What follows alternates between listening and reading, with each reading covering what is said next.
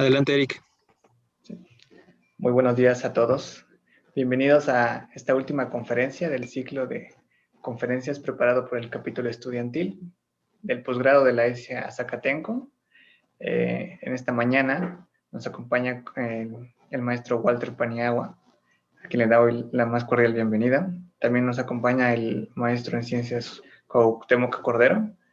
También está Daniel Martínez, por parte de la Sociedad Mexicana de Ingeniería Geotécnica, y miembros del capítulo estudiantil, Armando Ramiro, nuestro presidente, y Emanuel Liberato, y un servidor, Eric Malinale. Nos estamos esperando unos minutos más para que lleguen los demás participantes y vamos a dar inicio. Por el momento, permítanme presentarles a nuestro invitado del día de hoy. Él es ingeniero civil, egresado de la Universidad Iberoamericana, con maestría en Ingeniería en Mecánica de Suelos por la Universidad Nacional Autónoma de México y estudios de doctorado en la misma especialidad. Desde 1981 se ha desarrollado en la industria de las cimentaciones profundas, excavaciones y construcción geotécnica, en actividades de construcción, diseño y control de calidad. Desde el 2013 es director general de Pilotec. Participa en los comités Peritos Profesionales en Geotécnica y Seguridad Estructural del Colegio de Ingenieros Civiles de México, en el subcomité de cimentaciones del Comité Asesor de Seguridad Estructural de la Ciudad de México, y en los comités Slurry Walls y Energy Foundations del Deep Foundations Institute. En la Sociedad Mexicana Internacional de Mecánica de Suelos de Ingeniería Geotécnica fue presidente del Comité Técnico TC-214 de Suelos Blandos, miembro del Comité de Relaciones Públicas y es vicepresidente por Norteamérica en el periodo 2002-2026. Ha publicado más de 80 artículos técnicos en simposios y congresos nacionales e internacionales y es coautor de 5 libros. Profesor de la especialidad de Geotecnia de la UNAM, miembro titular de la Academia de Ingeniería de México, presidente de la Sociedad Mexicana de Ingeniería Geotécnica del 2009 al 2010. Acreedor del Premio Manuel González Flores en 1997 en la modalidad de práctica profesional y del Premio Javier Barros Sierra al mejor libro de ingeniería civil. Ha impartido conferencias, cursos y diplomados en México, Estados Unidos de América, Canadá, Italia, El Salvador, Panamá, Argentina, Bolivia, Costa Rica, Perú y Ecuador. Bienvenido, maestro. Muchas gracias, Eric. Buenos días a todos. Muchas gracias al capítulo estudiantil de posgrado del Instituto Politécnico Nacional de la Escuela Superior de Ingeniería y Arquitectura por invitarme a estar con ustedes el día de hoy en esta charla. Pues no sé, ¿gustan que empecemos? Muy bien, voy a compartir la pantalla. Y el tema que nos ocupa el día de hoy es el de procedimientos constructivos de cimentaciones profundas. Voy a dividir la charla en 4 partes. La primera, una pequeña introducción sobre las condiciones geotécnicas y la ingeniería de cimentaciones en la Ciudad de México. Esto es con la idea de que veamos por qué es importante conocer los procedimientos constructivos de cimentaciones profundas. ¿Por qué es que se utiliza tanto en esta ciudad? La parte 2 se refiere a los procedimientos de pilas, la 3 de pilotes y a la 4 de micropilotes. Bien, pues empiezo con un video.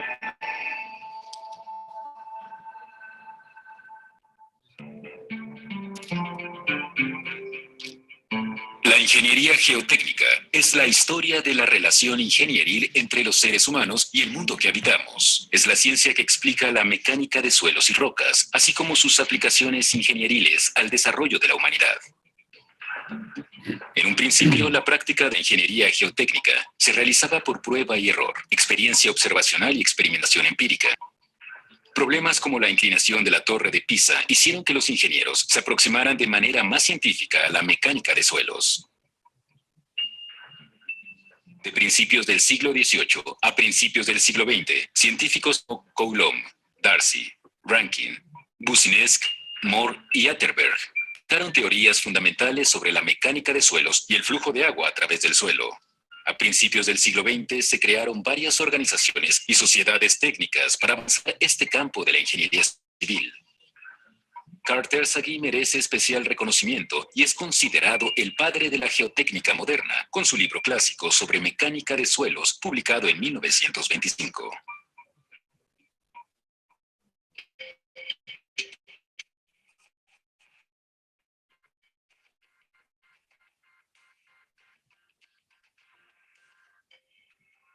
La mayor parte de lo que hacen los ingenieros geotécnicos se encuentra escondido bajo tierra. Sin embargo, es una disciplina de gran importancia y vasto alcance, ya que toda construcción debe descansar sobre el suelo.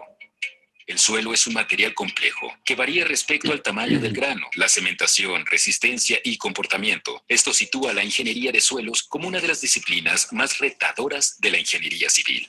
Los ingenieros geotécnicos usan los principios fundamentales de la mecánica de suelos y rocas para investigar las condiciones del subsuelo. Esto les permite evaluar y diseñar proyectos como la estabilidad de pendientes naturales y depósitos de suelos hechos por el hombre. Trabajos de suelos como cortes y rellenos, cimentaciones superficiales y profundas, presas, muros de contención, túneles y muchas otras obras que interactúan directamente con el subsuelo y el agua. La ingeniería de cimentaciones es un área importante de la ingeniería geotécnica. La cimentación de cualquier estructura debe ser diseñada para soportar cargas fabricadas o naturales, presiones verticales o laterales creadas por terremotos o vientos fuertes, así como el peso de la misma estructura. Edificios, rascacielos, puentes y otras superestructuras deben descansar sobre bases como zapatas superficiales, losas o pilas. Los sistemas de apuntalamiento incluyen anclas, troqueles y losas en excavaciones profundas, así como apuntalamiento de deslaves y el soporte de túneles, por mencionar solo algunos. Todo proyecto de ingeniería geotécnica es único. De hecho, probablemente el suelo de un sitio es diferente al de cualquier otro. Como resultado, el primer paso de cualquier proyecto geotécnico es la investigación del sitio. Se empieza por hacer perforaciones en las capas de suelo y capas rocosas. Las muestras se pueden analizar en campo o recolectarlas para su análisis en un laboratorio.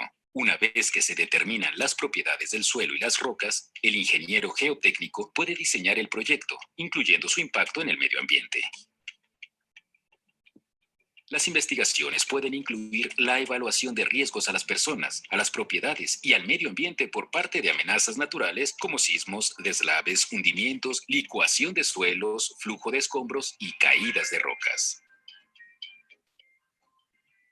La ingeniería geotécnica puede influenciar de manera significativa la sustentabilidad del desarrollo de la infraestructura debido a su posición inicial en el proceso de construcción. Dada la investigación intensiva que se lleva a cabo en este campo, se dan logros impresionantes de forma regular.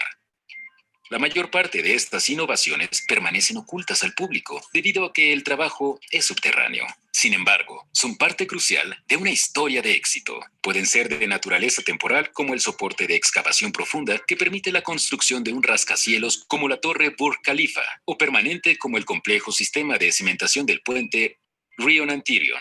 El ambiente construido en el que vivimos sirve como interfaz dinámica mediante la cual los humanos y el ecosistema se influencian mutuamente. Entender esta interdependencia es clave para comprender el impacto de la mecánica de suelos en la sociedad.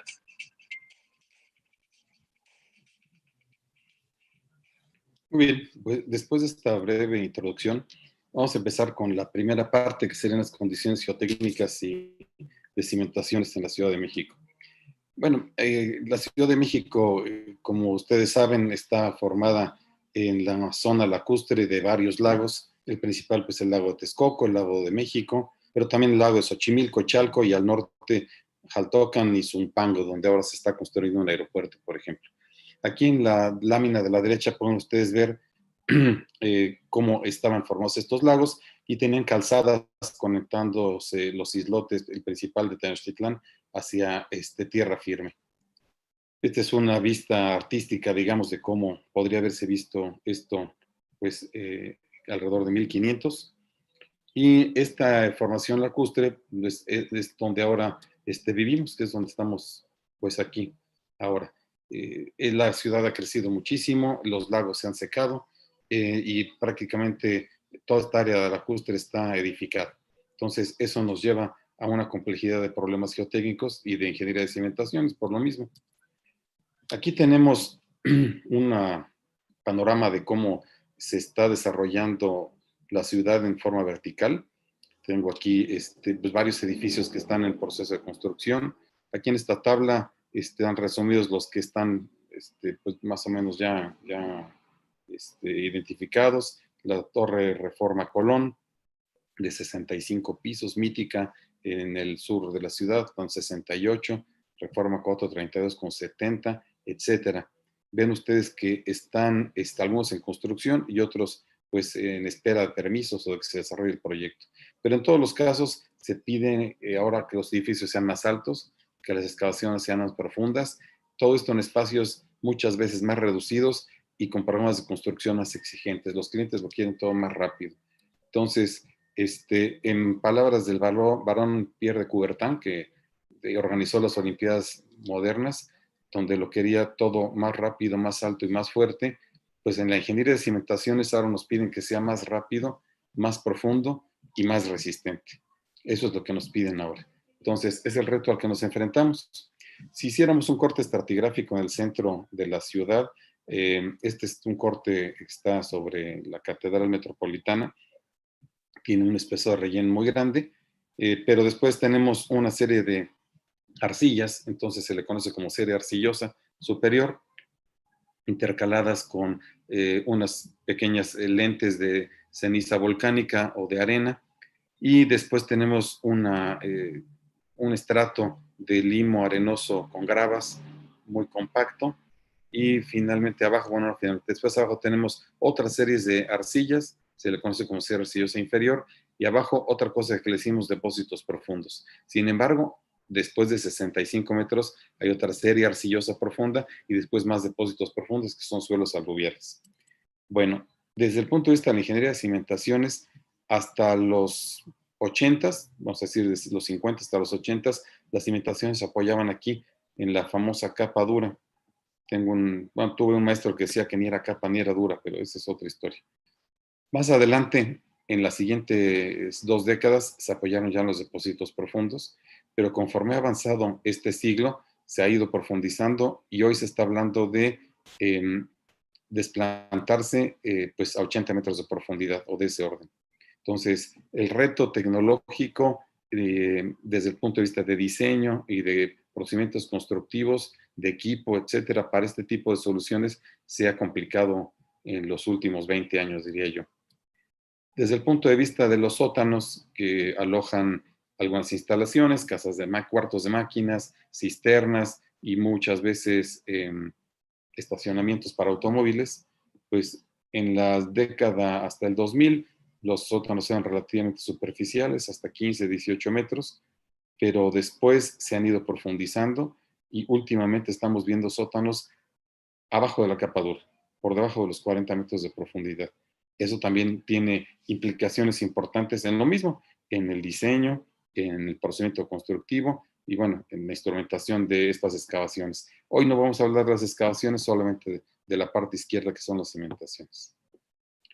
Si nosotros vemos en el mundo cuál es la distribución de cimentaciones y de soluciones que hay, pues las cimentaciones profundas ocupan casi la mitad de lo que se hace en todo el mundo, aunque hay algunas otras cosas que se hacen con mejoramiento masivo de suelos y con reforzamiento del suelo, que aquí en México le decimos inclusiones, y apenas una tercera parte con cimentaciones superficiales. En México, bueno, aquí hay un cuadro con diferentes tipos de cimentaciones en el mundo, pero me voy a referir más bien al cuadro de México. Esta es una estimación personal. Yo creo que el 55% de lo que se construye son pilas de cimentación, por lo cual le vamos a dedicar un poquito más de tiempo. Otro 10% pilotes prefabricados de concreto o de acero. Hay inclusive algunos de madera hoy en día. Y lo demás son otras técnicas como muros Milán y esto que está acá en este 15% que serían anclas, muros Berlín, toda esta lista que está aquí. Entonces, le vamos a dedicar un poquito más de tiempo a este asunto de las pilas por ese motivo. Ahora, desde el punto de vista del efecto que producen las cimentaciones en el suelo, podemos clasificarlas de la siguiente manera. Los que son procedimientos sin desplazamiento del suelo, entonces estamos hablando de las pilas. Las que son con poco desplazamiento, podríamos hablar de pilotes de sección I o sección H, como los de la fotografía, o de acero de tubo de boca abierta, o sea, sin punta, y otros que son francamente de desplazamiento, que serán pilotes de concreto hincados o pilotes de tubo con punta, con boca cerrada. Pero últimamente hay otras técnicas como intermedias, digamos, ¿no? Tenemos entre sin y poco desplazamiento las pilas de hélice continuo, que ya se hacen en México, pues yo diría que no es la técnica más usada, pero se hace bastante. Intermedias también las pilas de desplazamiento que están aquí en la fotografía, o los pilotes meltádicos helicoidales. Estos dos sí los vamos a dejar pendientes el día de hoy. Bueno, haciendo una especie como de caricatura, o sea, no vayan a decir que yo digo que esto es así todo el tiempo. Este es un ejemplo genérico para tratar de explicar algo. En la zona del lago, donde tenemos pues una costa superficial, luego las primeras sierras arcillosas, la capa dura, más arcilla, luego los depósitos profundos. Cuando tenemos edificaciones de hasta 2 niveles, tal vez 3 con un poquito de esfuerzo, se cimentan con zapatas corridas normalmente en la costa superficial. Si crece un poquito hasta 5 o 6 niveles, se están utilizando cajones de cimentación para tener una cimentación compensada. Si crece todo un poquito más, 10, 12 niveles, se pone un cajón compensado con pilotes. Si tenemos una torre como las que están construyendo en Reforma o en la Avenida Insurgente Sur, entonces al principio se colocaban en la capa dura, pero ahora se están llevando hasta los depósitos profundos. Aquí tengo del lado derecho un cuadro donde vienen los tipos de cimentaciones, las contenciones de excavación y las cimentaciones especiales que se pueden utilizar en un momento dado. Ejemplos, bueno, pues esto puede ser en el corredor Reforma, como comentaba, en el centro histórico, pero también la zona del lago puede ser Ciudad Neza, por ejemplo, o Chalco. O sea, no todo es el centro de la ciudad, también en los extremos está la zona del lago. El aeropuerto de Texcoco, que se estuvo construyendo hasta hace 3 años, está en esta zona, por ejemplo.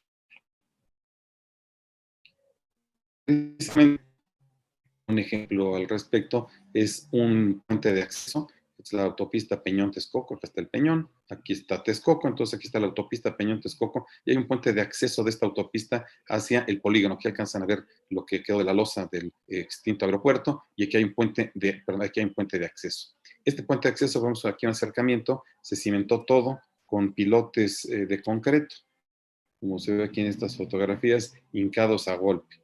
De esto vamos a hablar con un poquito más de detalle en unos minutos.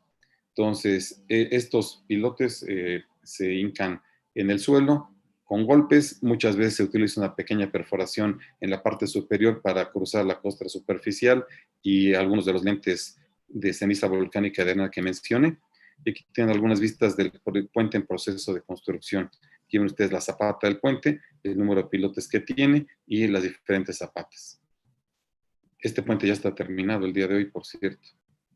Entonces, esta es la autopista Peñón-Texcoco y este es el puente de acceso hacia la zona del polígono del aeropuerto de Texcoco. Bueno, pasando a otra zona, que es la zona de transición, tenemos un poquito de costa superficial, menos de 18 metros de arcilla. Esa es la definición que arbitrariamente se eligió cuando eligió el profesor Raúl Marsal para definir la zona de transición, y lo demás está en los depósitos profundos o en tobas. Entonces, las casas unifamiliares están más o menos igual que en la zona del lago. Los edificios medianos están con pequeñas pilas dentro de los depósitos profundos o las tobas, y los edificios altos pues con pilas más grandes en mayor profundidad, ¿no? Aquí ya se empiezan a usar para los sótanos otro tipo de elementos como las anclas, por ejemplo, que en la zona del lago no se usan. ¿Dónde tenemos esta situación? Bueno, pues en el corredor Insurgente Sur. Si ustedes recorren hoy entre la glorieta Insurgentes y Ciudad Universitaria, pueden contar más de una docena de proyectos que están con edificios altos, muy altos, y con sótanos profundos. O en la zona de Polanco, que también por su aspecto comercial, pues tiene pues mucho atractivo para el desarrollo de este tipo de edificios. Vamos a ver un ejemplo interesante, creo yo. Esta es la avenida Paseo de la Reforma, aquí está el Auditorio Nacional, acá enfrente está el Zoológico, del otro lado de Reforma está el Museo Rufino Tamayo y luego el Museo de Antropología más a la derecha. cruza aquí con una calle que se llama Chivatito de este lado y pasando Reforma se llama Arquímedes. Bueno, aquí en la esquina con Campos Elíseos, Lord Byron y la calle Tres Picos se forma un pequeño triángulo de apenas 200 metros cuadrados donde se construye un edificio sin columnas, nada más tiene estos dos muros en forma de V invertida y tiene 7 sótanos de estacionamiento. La cimentación de estos muros se hizo con muros Milán abajo y tiene 7 sótanos aquí abajo con estacionamiento robotizado, porque no caben ni las rampas, tiene nada más 200 metros cuadrados. Si vemos en planta, estos son los muros que forman el edificio. Tiene 7 lugares de estacionamiento por cada nivel. Por 7 niveles son 49 lugares de estacionamiento. Y aquí en el centro tiene el robot que estaciona los autos en forma automatizada. La línea punteada indica el límite del predio y estas personas, los desarrolladores, tuvieron que pedir permiso para construir en forma subterránea por fuera de la línea punteada, invadiendo la banqueta y la calle. Se consiguió un permiso especial para eso. Bueno, se consiguen muchas obras, se llama permiso administrativo temporal revocable, se conoce como PATR, y entonces construyeron abajo y volvieron a reponer la banqueta y la calle, y pues ya está. Aquí vemos una imagen, esta es la calle de Arquímedes, de la construcción de estos muros, y bueno, es tan pequeño que para poder colar la unidad de concreto no podía entrar, se coloca una bomba estacionaria desde afuera. Aquí vemos el edificio ya terminado. Pasando a la otra zona, que es la zona de Lomas, pues aquí las casas unifamiliares otra vez están desplantadas con zapatas corridas.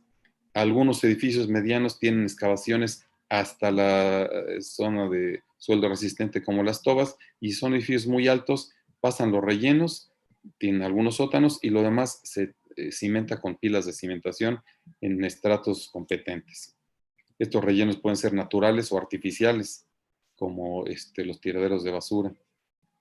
Entonces, ¿dónde tenemos estos ejemplos? Pues en muchos lugares. Por ejemplo, esto es la zona de Interlomas, en el Estado de México, la zona de Santa Fe. En esta zona de Santa Fe que estoy mostrando abajo a la izquierda, había rellenos, no son rellenos sanitarios, son tiraderos de basura realmente. Y se han construido todos estos edificios, o más, que no salen aquí en la foto. Y también hay rellenos naturales en las barrancas, como en esta zona que está acá a este lado, pero también en las faldas del Cerro del Chiquihuite tenemos esta situación, o en el sur y sur poniente de la ciudad, en la zona del Pedregal, en esta ciudad universitaria.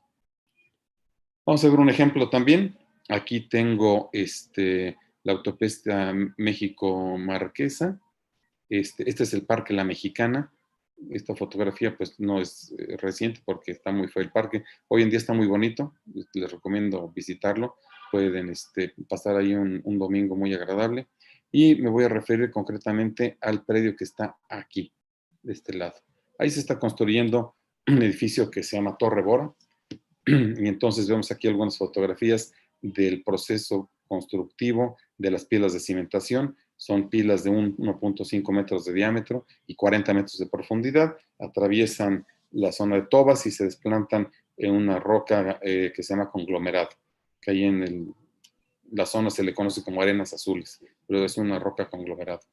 Entonces, aparte se tiene un talud importante en una de las calles y tiene pues casi 300 anclas aquí de este lado. Hoy no vamos a hablar de la estabilidad de las excavaciones, entonces bueno, nada más es una imagen turística, digamos. Bueno, pasamos a la siguiente parte, que es la de las pilas. En esto de las pilas, primero quisiera comentarles brevemente cómo funcionan las máquinas que hacen el trabajo, las perforadoras. Hay de diferentes tipos, me voy a referir básicamente a las rotatorias, que funcionan con un barretón O'Kelly, como le dicen en inglés, puede ser con hélice continua o con circulación inversa. Estas de barretón son las que se tiene la mayor cantidad en nuestro país. Se estima que hay del orden de 1000 máquinas de este tipo en México. De las de hélice continua hay muchas menos. Yo estimo que debe haber una docena o algo así de máquinas de este tipo. Entonces, la proporción pues no es comparable. Entonces, las máquinas de barretón son como la que se ve aquí en el diagrama y en la fotografía. Podemos ver que está una base montada sobre orugas y la base tiene un motor diésel que mueve un sistema hidráulico que está en el siguiente compartimiento aquí Y luego se tiene aquí una serie de cosas hidráulicas, válvulas y controladores electrónicos de las válvulas. Y bueno, después está la cabina acá de este otro lado. Entonces, con las bombas hidráulicas se mueve todo el sistema, en este caso el tránsito hacia un lado, hacia el otro, el giro, que esta pieza que se llama mástil se acueste o se levante, y tiene dos malacates. Con uno se mueve hacia abajo o hacia arriba el barretón y el otro es un cable auxiliar para maniobras. Además, se mueve esta parte que está aquí, que es la rotaria de la perforadora. Todo se mueve con aceite hidráulico. Anteriormente vamos a ver estas perforadoras que no son de tipo hidráulico. Se movía todo a base de engranes, cadenas, flechas, ese tipo de cosas. Esas perforadoras mecánicas, pues ya cada vez hay menos y casi todas ahora son de este tipo. Además, tiene aquí un gato o puede tener otro sistema a base de polias para empujar este barretón hacia abajo y generar mayor productividad a la hora de perforar. El barretón es una pieza que tiene insertos telescópicos, ¿no? Como telescópicos adentro. Entonces, lo que se hace es que se perfora con la herramienta se saca a la superficie y se limpia. Entonces, decimos que es una perforación intermitente. Y después, conforme se va avanzando en la perforación, se van desacoplando los segmentos que están uno dentro del otro. Aquí tiene una pieza especial que los muchachos le dicen candado, y entonces con eso se continúa con la perforación hacia abajo. Las perforadoras más grandes que hay en el mundo para este tipo de sistema alcanzan hasta 150 metros de profundidad, aunque en México la más profunda tal vez esté el logran de 80 metros, 80, 90 metros. Aquí las pueden ver ustedes en acción. Esta es una obra en la ciudad de Puebla. Y en vez de tener un bote, tiene aquí una broca de perforación como herramienta. Entonces, como decíamos, perfora, sube a la superficie, se limpia la herramienta y se continúa con la perforación otra vez dentro del agujero, ¿no? Ahora, estas máquinas están ya, ¿cómo decir?, equipadas con sistemas electrónicos que permiten llevar unos controles muy estrictos de las perforaciones. Este sistema es de una marca que se llama Soilmec, que es el que está aquí. Este que está del lado derecho es de otra marca que se llama Bauer. Este se llama Drilling Mate System, este se llama Vitronic.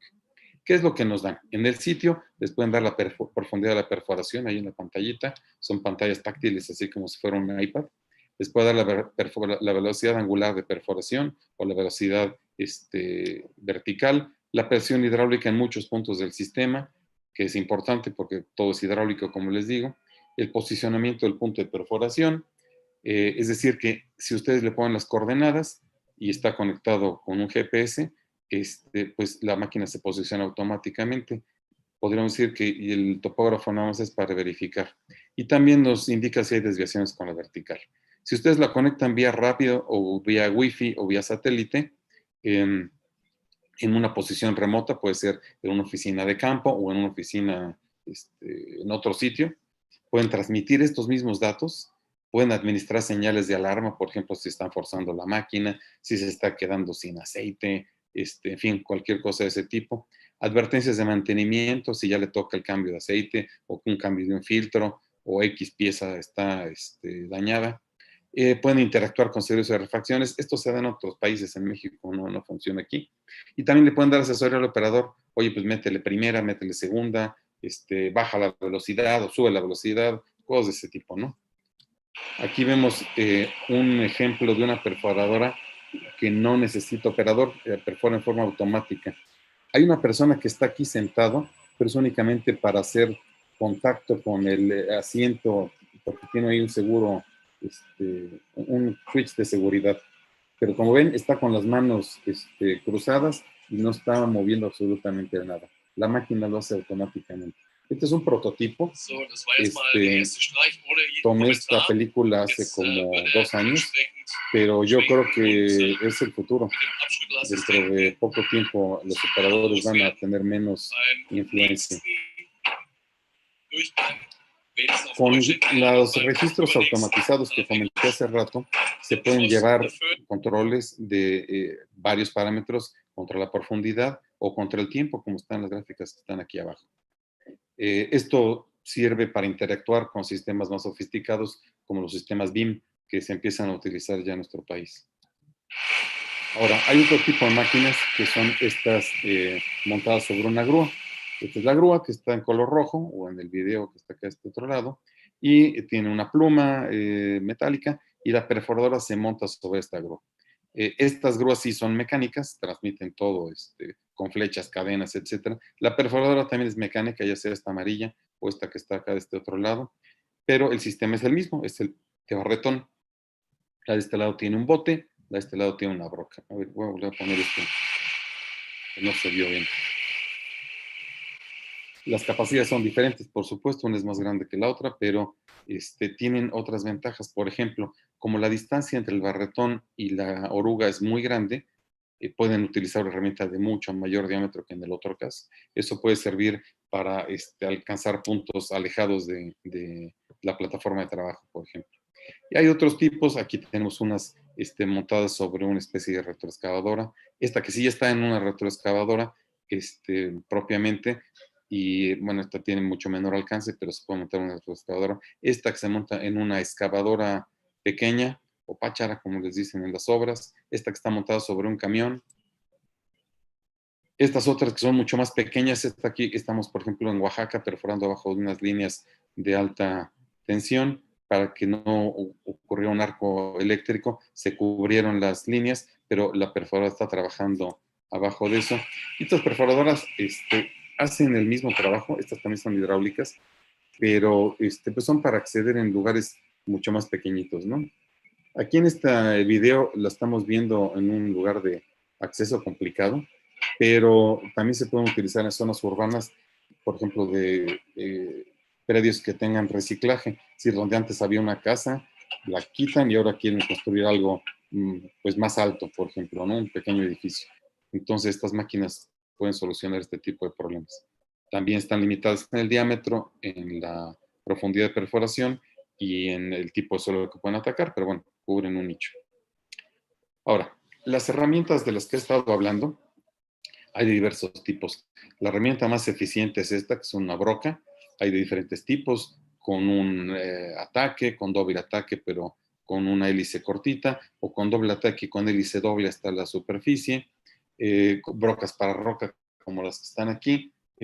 Esto realmente ocuparía pues un par de horas de charla, nada más de hablar de las herramientas. Entonces, bueno, les puedo comentar que es una parte fundamental del sistema de perforación. No nada más es la perforadora, también es la herramienta.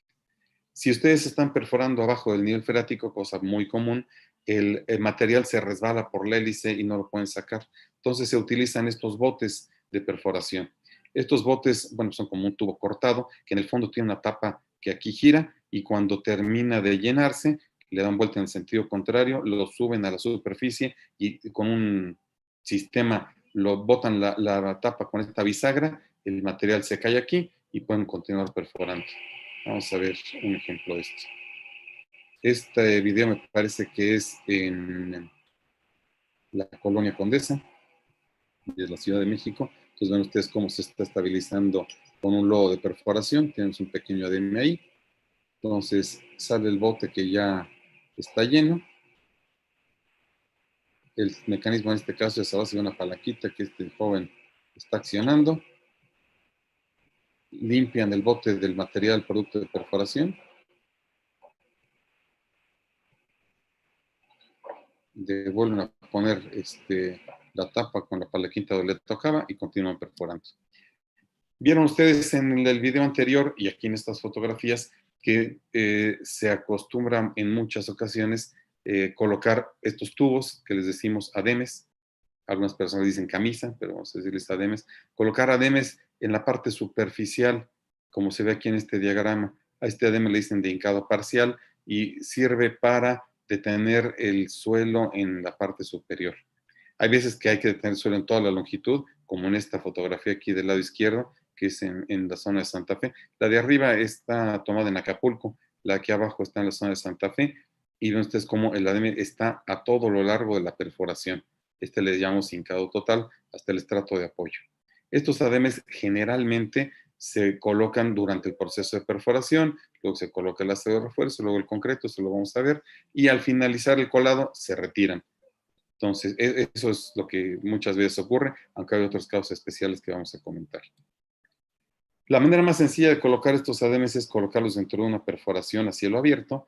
Entonces, ustedes perforan un poco, le dicen al suelo, permíteme tantito, no te me vayas a caer, porque voy a colocar el ADM. Entonces, colocan ustedes el ADM. Estos ADM se pueden fabricar, básicamente son de acero, de dos maneras. Uno es con una soldadura en espiral, como se ve aquí. Se ve como si fuera el cartón que viene al centro del papel higiénico, y de hecho se fabrica exactamente igual, nada más que en vez de ser de cartón, pues es de placas de acero. Van entrando en una roladora y van haciendo el churrito, y luego una máquina automática las va soldando. Esto tiene limitaciones en el diámetro y en el espesor de la placa. La otra es poner una placa recta, meter en unos rodillos, que se llama roladora esa máquina, y entonces hace una especie como de churro y soldan longitudinalmente. Bueno, otra manera de colocar el ADM, si no es a cielo abierto, sería utilizando la misma perforadora, como vemos aquí.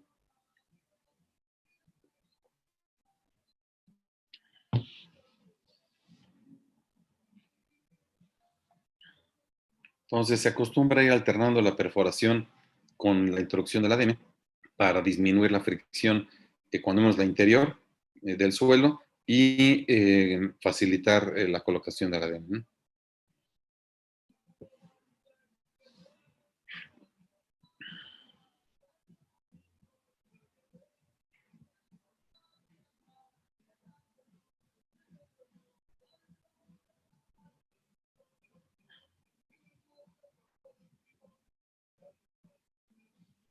No lo comentaron los ingenieros al principio de la charla, pero si tienen alguna pregunta pueden hacerla a través de el sistema de preguntas. Aquí tenemos varias. ¿Cómo se controla la verticalidad en la colocación del ADM? Bueno, con una plomada. En el proyecto Tres Picos, con las dificultades más importantes que se encontraron, pues básicamente el espacio. El otro problema que tuvimos es que sobre la calle de Arquímedes corre el metro, la línea 7 del metro, en un túnel. Entonces, como los muros Milán descargan el peso del edificio hacia el suelo, nos pidieron que extendiéramos el muro del lado de Arquímedes para que no ejerciera esfuerzos contra el túnel.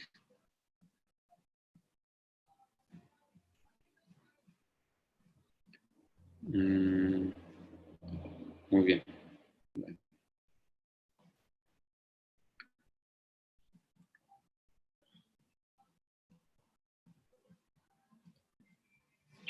También podemos colocar los ADMs con un vibrohincador como este que está aquí. El vibrohincador es una máquina que vibra hacia arriba y hacia abajo porque tiene unos motores, pueden ser eléctricos, aunque ya casi todos son hidráulicos, que van dando vuelta y giran unas masas que son excéntricas, como se ve aquí, en forma de media luna.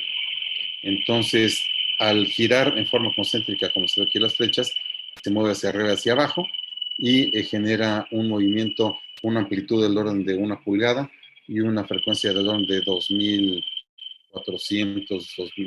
2.800 revoluciones por minuto. Me preguntan, ¿cómo se puede instalar una roca caliza fracturada, como en la península de Yucatán? Eso suena como al Tren Maya. Ahorita hablamos de eso. Otra pregunta, ¿en lodos estabilizantes mejor los polímeros o lodo con bentonita? También ahorita vamos a hablar de eso. Denme un segundo. En unos 5 o 10 minutos vamos a poder hablar de eso. Este asunto del brincador genera unas vibraciones importantes y generalmente no se puede utilizar en zonas urbanas.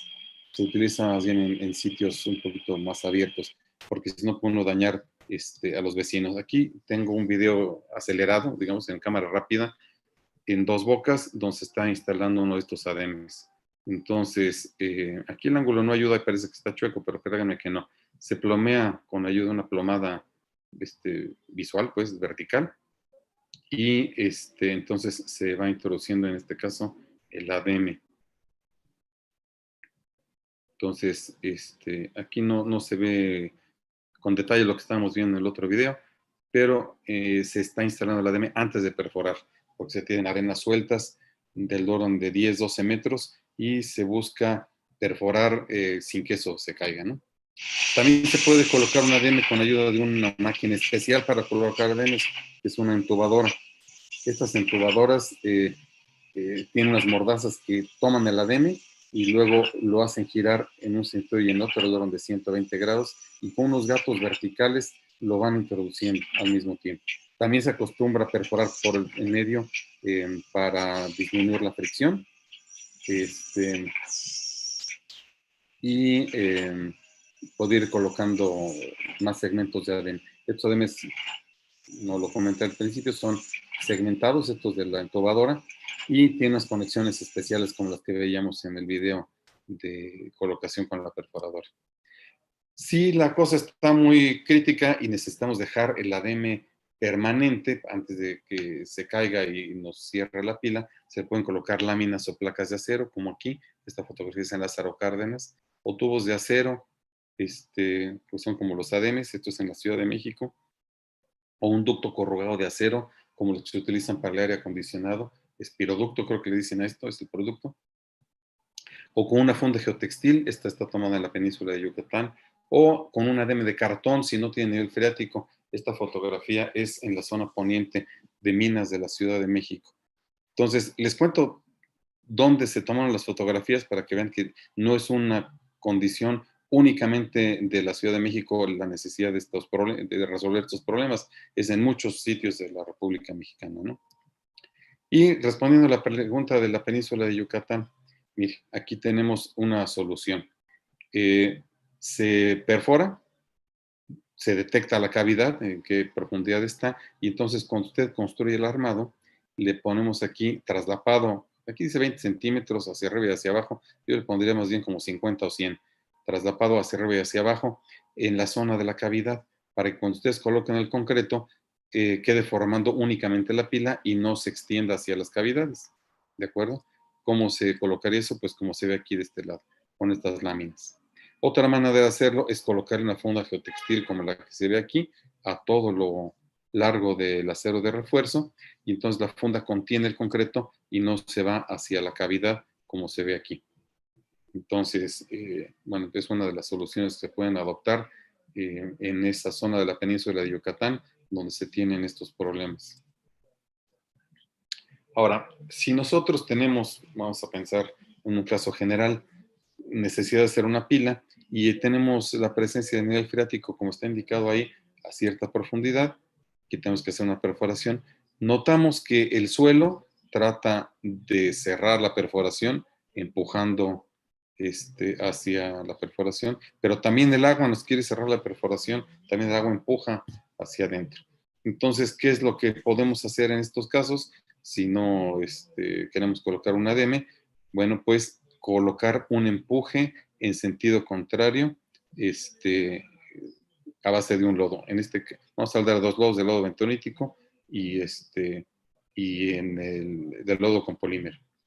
A ver, pregunta, ¿cuáles problemas se han presentado en obra para retirar los ADMs una vez que se ha colado la pila? El principal problema es que uno se tarda en retirar el ADM y en vez de esperar al fraguado inicial, que toma pues, minutos, la gente se queda dormida, están checando su WhatsApp o su Facebook, y ya cuando quieren sacar el ADM otra vez con el vibrohincador, pues ya no se puede porque está con una adherencia importante contra el concreto de la pila, y entonces el ADM se queda perdido ahí. Ese es el principal problema. Otro problema podría ser que cuando saquen el ADM, el suelo de todas maneras colapsa y queda ahorcando o haciendo menor el diámetro transversal, el diámetro de la pila. En ese caso, lo que se necesita es dejar un ADM permanente. Esos serían, yo diría, los dos principales problemas. Otra pregunta. Cuando los ADMs no se pueden retirar, es difícil su retiro una vez terminada la construcción de la pila, ¿qué se recomienda para poder recuperarlo? Pues no se puede recuperar. He visto que en algunas ocasiones le aplican corriente directa a través de alguna planta de soldar para provocar un fenómeno que se llama electroosmosis, pero creo que he visto que funciona bien en un caso. En todos los demás que he visto que se quedó atrapado el ADM, no se puede retirar. Es un riesgo. ¿Qué controles de calidad se utilizan para lodos bentoníticos? Apenas vamos a empezar a hablar de lodos. Deme un segundo. Otra, en su experiencia, ¿usted considera que el procedimiento de biobrincado en arenas mal graduadas, suelas, saturadas, podría inducir licuación? De hecho, hay un procedimiento de mejoramiento de suelos utilizando ADMs para inducir la licuación y con eso evitar el potencial de licuación. Este procedimiento se llama vibrocompactación con probetas. Hay un libro que tiene la Sociedad de Ingeniería Geotécnica que se llama Manual de Construcción Geotécnica y hay un capítulo que se llama así, probetas vibratorias. Ahí puede usted ver eso. Efectivamente se puede inducir la licuación, pero con fines de mejorar el suelo. ¿De acuerdo? O sea, no lo va usted a licuar y entonces va a tener un problema. Al contrario. Bueno, voy a continuar con este asunto. Otra pregunta. Sí, voy a continuar ahorita. Entonces, vemos que los empujes están actuando de afuera hacia adentro y el lodo, que es con el que estamos contrarrestando ese empuje actuante, es el empuje resistente, está actuando de afuera, perdón, de adentro hacia afuera, como se ve aquí en estas otras flechas. Noten, por favor, que estoy hablando de empujes y no de fuerzas. Con ello quiero dejar implícito que este fenómeno es independiente del diámetro. Esto funciona igual para una perforación de un sondeo de 10 centímetros de diámetro, que para una pila de 1 metro de diámetro, que para una lumbrera flotada de 20 metros de diámetro. O sea, funciona exactamente igual lo de los empujes. ¿De acuerdo? Entonces, siendo así. A ver, otra pregunta. Dice, para casos de pilas metálicas de tipo tubular hincadas por golpeo, ¿cuál sería la profundidad de empotramiento adecuada sobre un estrato rígido que debe tener el elemento en su punta? Yo creo que eso depende del diseño, ¿no?, del procedimiento constructivo. La mayor parte de los autores solicitan que sea cuando menos un diámetro, pero mientras más esté empotrado, mayor capacidad de carga tiene. Entonces, eso es un aspecto que depende más bien del diseño. Bueno, y si se puede empotrar, ¿verdad? También. Otro. ¿Qué tan conveniente es que se haga una perforación de diámetro mayor al diámetro del ADM y tras introducir el mismo, el espacio entre ADM y suelo se coloca el lodo bentonítico como elemento lubricador para minimizar la fricción que pide el retiro del ADM? ¿Eso afectaría el comportamiento de la pila?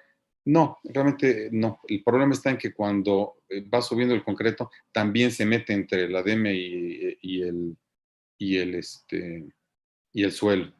Recuerden que el lodo bentonítico, que ahorita vamos a hablar, pesa alrededor de 1.04, 1.05 toneladas por metro cúbico y el concreto pesa el doble, 2.2, 2.3, 2.4 toneladas por metro cúbico. Entonces el concreto desplaza el lodo bentonítico y entonces queda atrapado el ADM con el concreto por dentro de la pila y con el concreto por fuera de esta situación. Entonces tal vez no es la mejor solución.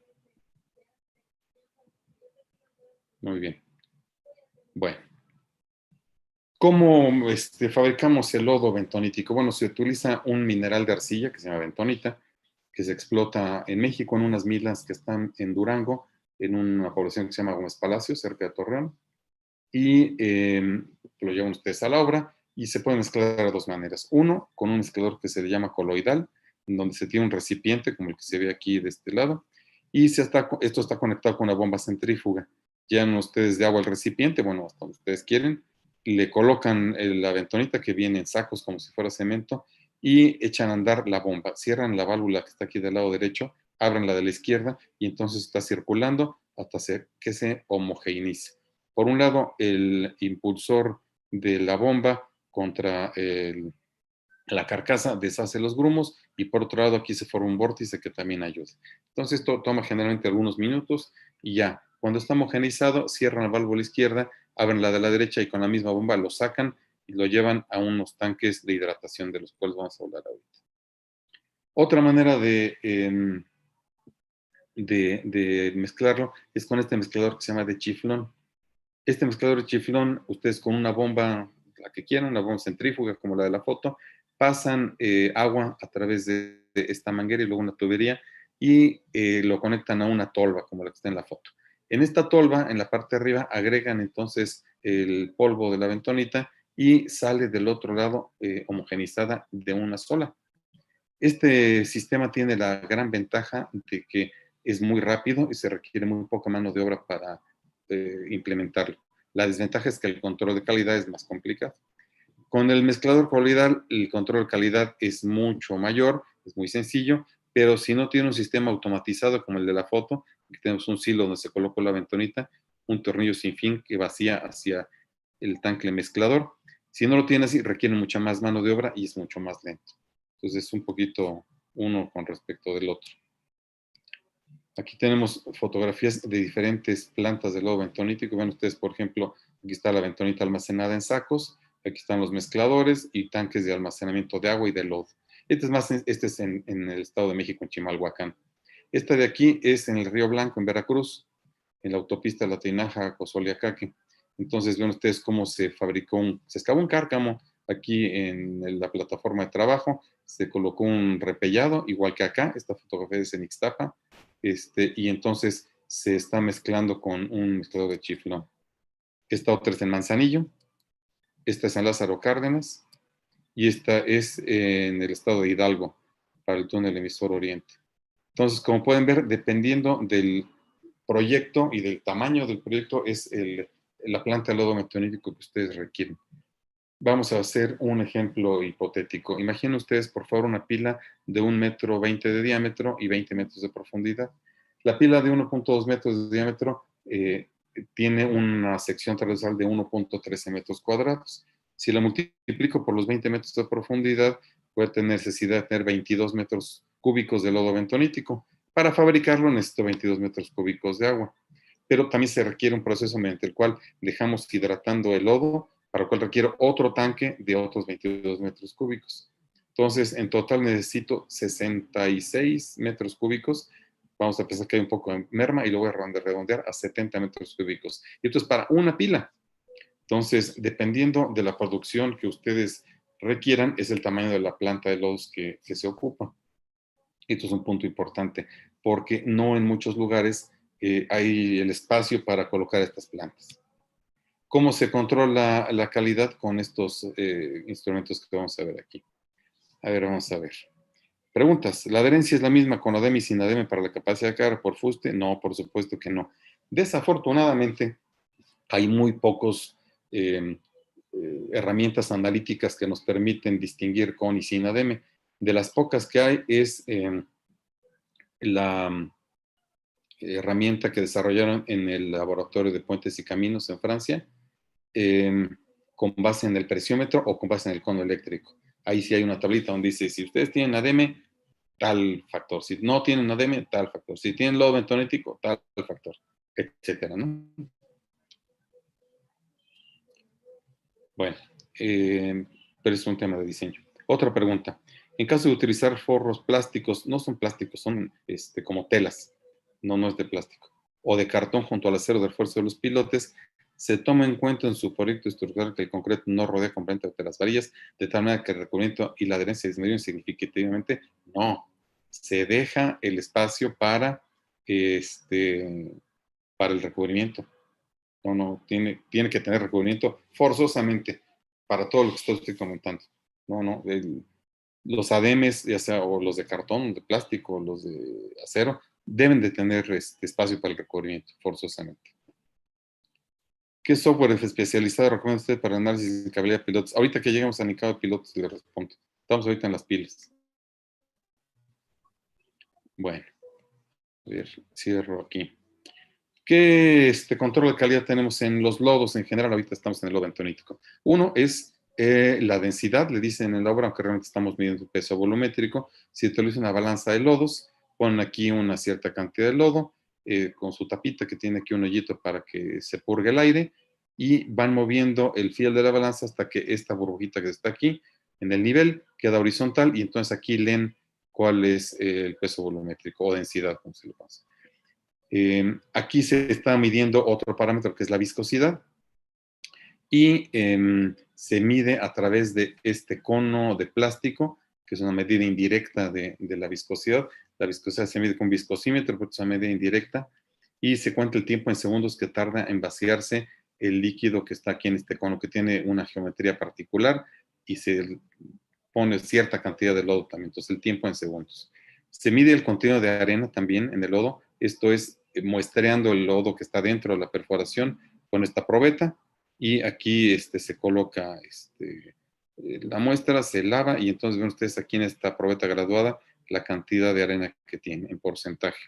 Y también, muy importante, el potencial hidrógeno del lodo. El lodo se prefiere que tenga entre 9 y 11 de potencial hidrógeno. Un ligero repaso. El pH neutro es de 7, que es el del agua limpia, digamos. No necesariamente potable, pero sí agua limpia.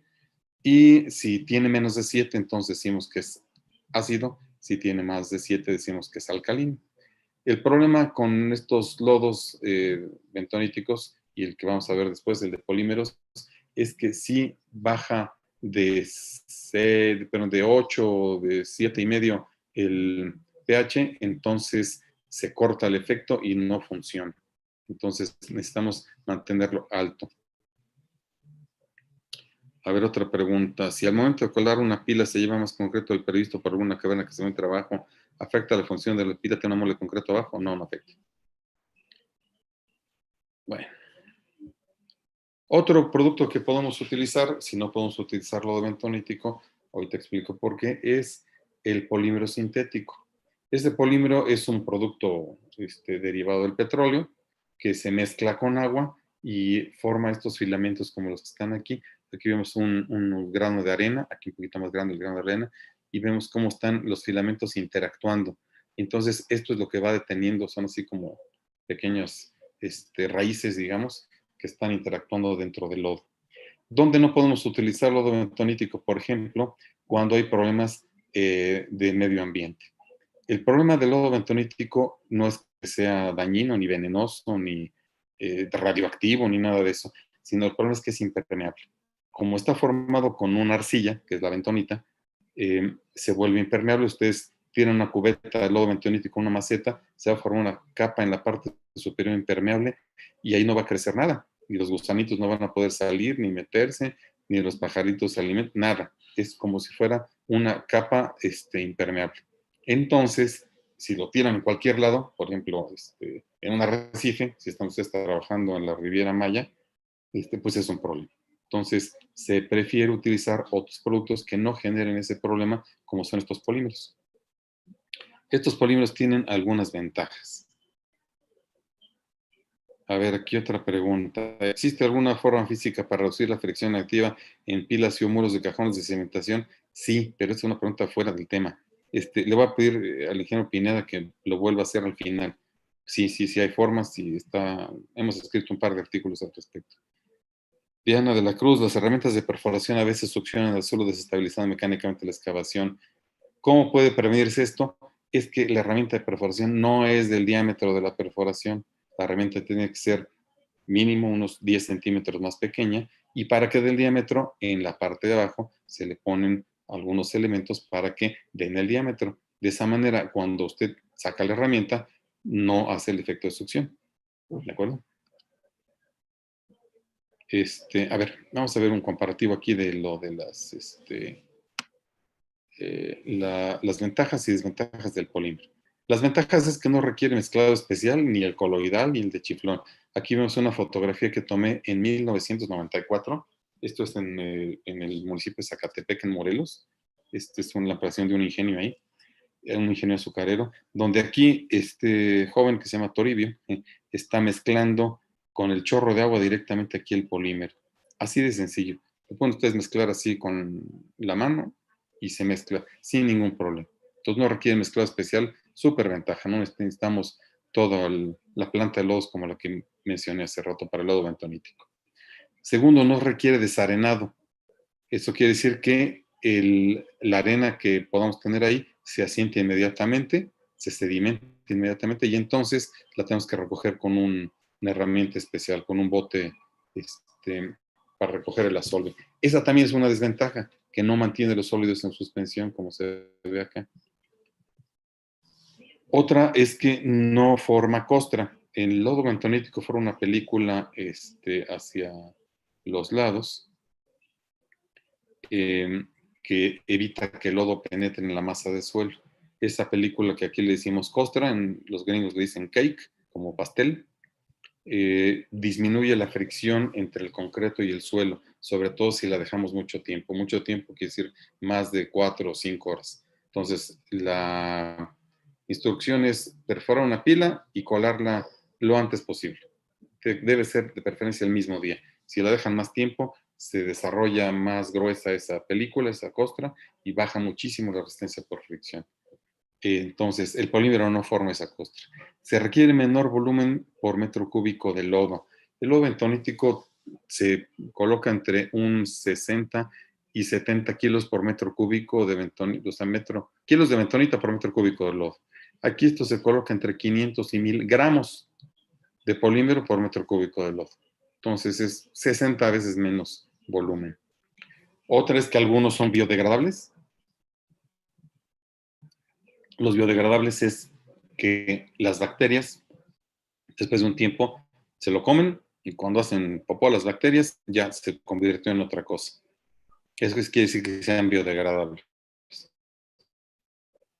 Todos se degradan con la luz ultravioleta, la del sol, la común y corriente. Entonces, si ustedes los dejan así afuera un ratito, se degradan solitos y ya no tienen necesidad de hacerles más cosas. Las desventajas, aparte de lo que ya mencioné, es que su densidad es limitada. ¿Eso qué quiere decir? Si ustedes recuerdan, el truco para que esto se detenga consiste en el empuje. El empuje es una función lineal de la profundidad multiplicada por el peso volumétrico. Entonces, si el peso volumétrico es bajo, pues vamos a tener poco empuje. Entonces, si tienen ustedes arenas gruesas, sin finos, lo más probable es que no se detengan y tengan que complementarlo con una ADM. La otra desventaja, por supuesto, pues es el costo. Evidentemente, es más caro que el lodo bentonítico, pero si ustedes lo recuperan y lo utilizan cuando menos un 50% otra vez, o sea, le dan 1.5 usos, entonces ya es competitivo. Si lo usan 2 veces, ya salió más económico. Pregunta: ¿en algunas experiencias el polímero no se mantiene en estratos arenosos? Exacto, que son arenas gruesas, sin finos. Si está prohibido el uso del lodo bentonítico y no se cuenta con espacio para meter un ADM, ¿qué estrategia puede realizarse para lograr construir una pila? Uy, no, pues sí me la pone muy difícil. A ver, no se mantiene el polímero, está prohibido el uso del lodo y no puede meter un ADM. Pues tendría que cambiar de procedimiento constructivo, ya sea que le ponga pilotes o que utilice pilas de hélice continua, que vamos a ver al rato. Porque si de nada se puede usar, bueno, pues hay que cambiar el procedimiento, ¿no? Bueno, a ver, seguimos. Aquí hay una comparativa de 2 perforaciones, una con lodo bentonítico, decimos tiene costra, mantiene los sólidos en suspensión un tiempo, unas horas, y el de polímeros no forma costra, no mantiene los sólidos en suspensión y se sedimentan en el fondo, ¿sí? Entonces, pues hay que ver qué es lo que conviene uno respecto del otro. Hay algunas técnicas que se usan de vez en cuando. Por ejemplo, si no hay nivel freático y tenemos necesidad de una pila de un diámetro importante, vamos a pesar 2 metros por decir algo, atravesamos el suelo competente, pero no competente, y lo ponemos en suelo que sí ya es competente. Entonces, una alternativa sería perforar dentro del suelo no competente y hacer una ampliación de la base al llegar al suelo competente. De esta manera ustedes disminuyen el diámetro de la perforación de concreto y la cantidad de acero. Por ejemplo, si la pila en amarillo fuera de 2 metros, este es lo que tiene de área transversal, 3.14 metros cuadrados, y una de 1 metro, por ejemplo, que sería esta, pues tiene nada más 0.77. Entonces la diferencia es notable. A ver, ¿el lodo bentonítico debe estar en movimiento para evitar la segregación, con lo cual disminuye el peso volumétrico? No. El lodo bentonítico puede usted dejarlo quietecito, aunque va a estar en movimiento cuando usted lo bombea hacia la pila, y luego cuando está metiendo y sacando la herramienta, pues también está en movimiento, ¿no? Si usted lo deja quietecito varias horas, generalmente se sedimenta y se le queda en la parte de arriba una altura que la llamamos agua libre. Pero eso generalmente se evita o se disminuye si deja usted hidratando el lodo bentonítico cuando menos unas 6, de preferencia 8 horas. Entonces, el procedimiento, perdón que no entre tantos detalles, porque nada más tenemos 2 horas para todo el tema, es preparar el lodo bentonítico, lo pone usted en un tanque o en una fosa para que se hidrate, y al día siguiente, entonces, es el que ya utiliza. Y entonces ya tiene mucho menos este efecto que está usted comentando. ¿Cómo hacemos esta ampliación de la base? Pues con una herramienta como esta que está aquí o como esta que está acá, donde la herramienta entra colapsada y con el empuje del barretón, entonces se abren estas aletas, dan vuelta y entonces va cortando y va formando entonces una ampliación en la base como se ve aquí en el esquema.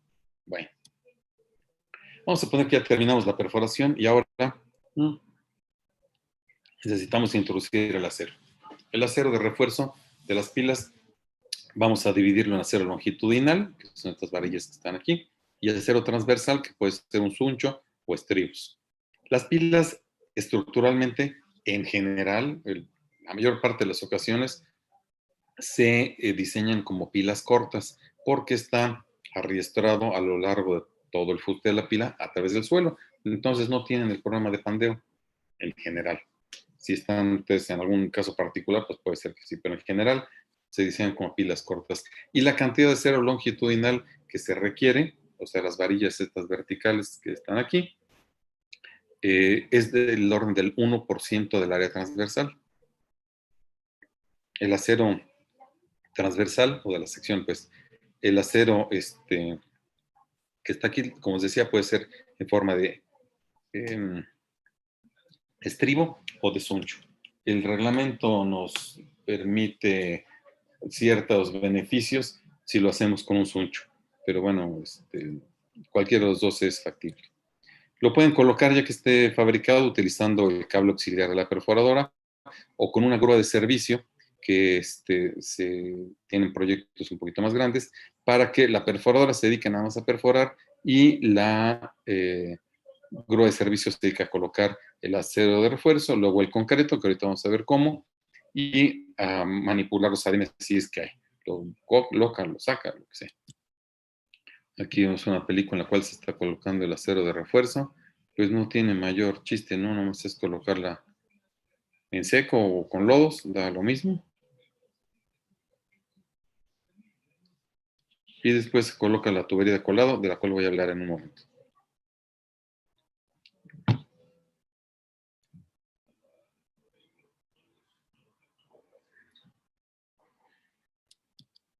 Bueno, muy importante dejar el recubrimiento de las pilas. Se logra generalmente a veces estos rodetes de mortero o de plástico. Y bueno, se procura que sean entre mínimo 7,5 hasta 10 centímetros, dependiendo del tipo de suelo que tengamos ahí. Entonces, estos nos garantizan que se utilicen fundas o se utilicen ademes o lo que sea, pues tengamos el recubrimiento. Es muy importante tenerlo. No podemos darnos el lujo de perderlo. Después se coloca el concreto premezclado. Algunas obras lo hacen ahí en el sitio, pero pues muy pocas. Y se procura vaciarlo directamente al canalón de la unidad revolvedora. También se puede colocar con una bomba, como ya vimos en alguna fotografía al principio, o con una bomba pluma, pero es mucho más rápido y yo diría económico colocarlo así directamente. Lo más importante de todo es que tenga una trabajabilidad muy alta. La trabajabilidad, como ustedes saben, se mide con una prueba indirecta, que es la del cono de revenimiento, que es esta que está aquí en la foto. Entonces ustedes hacen la prueba y aquí deben de medir pues, en un lugar más o menos promedio, de preferencia más de 20 centímetros, ¿sí? Más de 22 centímetros, perdón, de preferencia. Hay concretos autocompactables que tienen más de 30 centímetros, que pues todavía son mejores, pero en pocas obras se especifican. Entonces, vamos a ver cómo se ve eso. Entonces, ven ustedes con qué fluidez va bajando el concreto. Esta no está en cámara rápida, ¿sí? Y ven ustedes cómo aparte el operario de la grúa le gusta estar sacudiendo la tubería hacia arriba y hacia abajo para facilitar el descenso del concreto. De eso ahorita voy a hablar.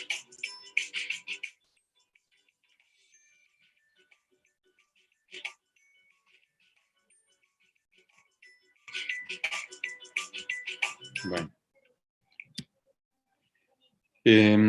No voy a hablar de tubería. Ya, ese es un tema un poquito más largo.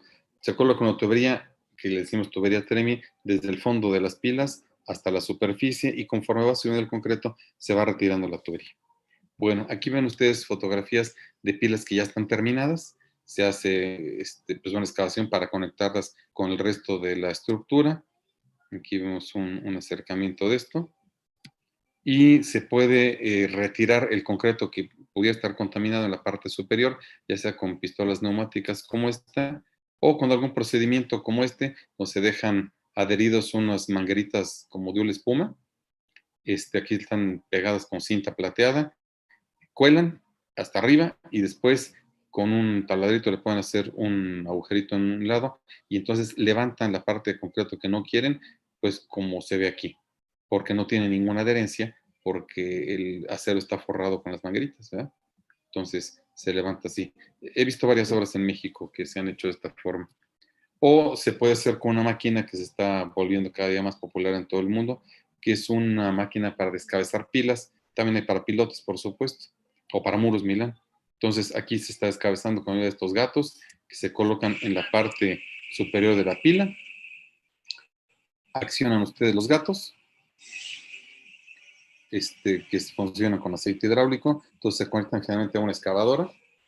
Son gatos de acción doble, o sea, quiere decir que si le dan la palanquita para un lado, el pistón del gato se extiende, si le dan en el otro sentido, el pistón del gato se contrae.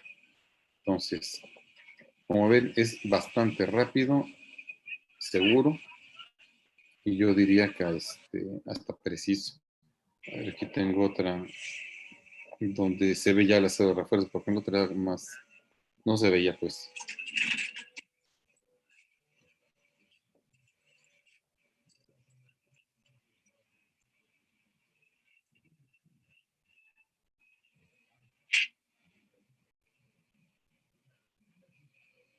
Entonces, como ven, es mucho más rápido y limpio, creo yo, que con las pistolas neumáticas que veíamos. Y entonces, aquí vemos una secuencia de unas pilas ya terminadas. Aquí le pusieron la capa de concreto pobre, que aquí en México le decimos plantilla. Aquí están ya construyendo la losa de cimentación y el acero para las columnas, ¿no? Entonces, bueno, pues así es como se ve una obra de pilas ya terminada. Aquí vemos otra. Vamos a hablar otra de otro método, otro procedimiento para hacer pilas que es notoriamente diferente, que es el método con hélice continua. Entonces, aquí lo que se tiene es otra vez una máquina como las que ya vimos, pero en vez de tener una herramienta que mide 1 metro, 1,20 m de alto, tenemos una herramienta que mide toda la longitud de la perforación que nos interesa. Entonces, se va metiendo con presión vertical y con rotación. Algo del suelo se va hacia la superficie y ya que llegamos al fondo de la perforación, por dentro de la hélice se bombea concreto que llega hasta el fondo y entonces conforme se va moviendo el concreto van retirando ustedes la hélice para ir llenando la perforación con concreto. Ya que terminaron, al final colocan el acero de refuerzo. Si el acero de refuerzo es muy largo o tiene algún problema, se puede utilizar un vibrador que está aquí esquematizado. Ahorita vemos un video para continuar bajándolo. Aquí hay varios secretos. Uno es la tecnología del concreto que nos permite colocar el acero al final, pero también que el suelo que está entre las álabes de la hélice continua detiene el suelo a los lados. Entonces no se requiere ni ademes ni lodo bentonítico. Esa sería otra manera de solucionar el problema, como comentábamos hace rato. Me decía el ingeniero que no se puede utilizar lodo bentonítico, no aguanta con polímero, no se puede utilizar un ADM, pues cambiamos el procedimiento a por ejemplo. Y no requiere ni ADM, ni lodo bentonítico, ni polímero. Vamos a ver, aquí está una de las máquinas como la que estábamos viendo.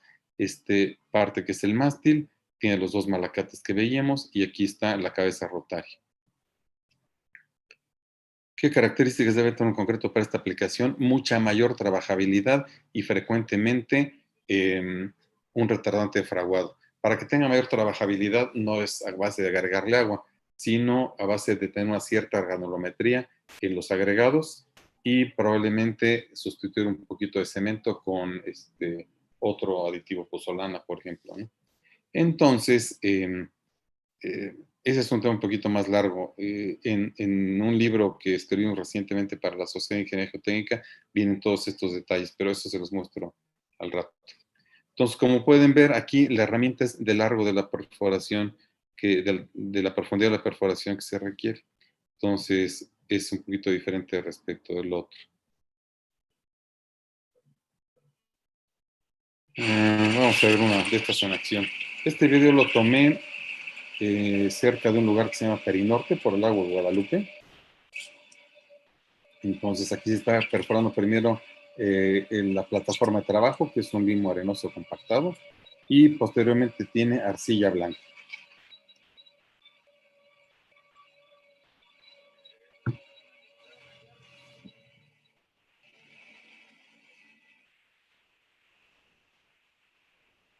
Este procedimiento es muchísimo más rápido que el otro de barretón, porque no es intermitente, sino que está bajando la hélice todo el tiempo.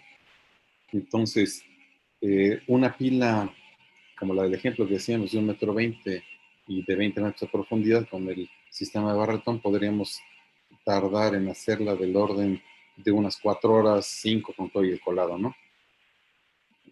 En cambio, con este procedimiento probablemente nos tardamos de unos 40 minutos.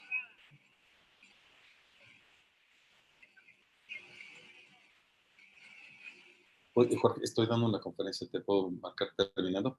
Gracias. Bueno, aquí vemos un video de cómo están colocando el acero de refuerzo. Este video está en cámara rápida. Este video está tomado en 2 bocas.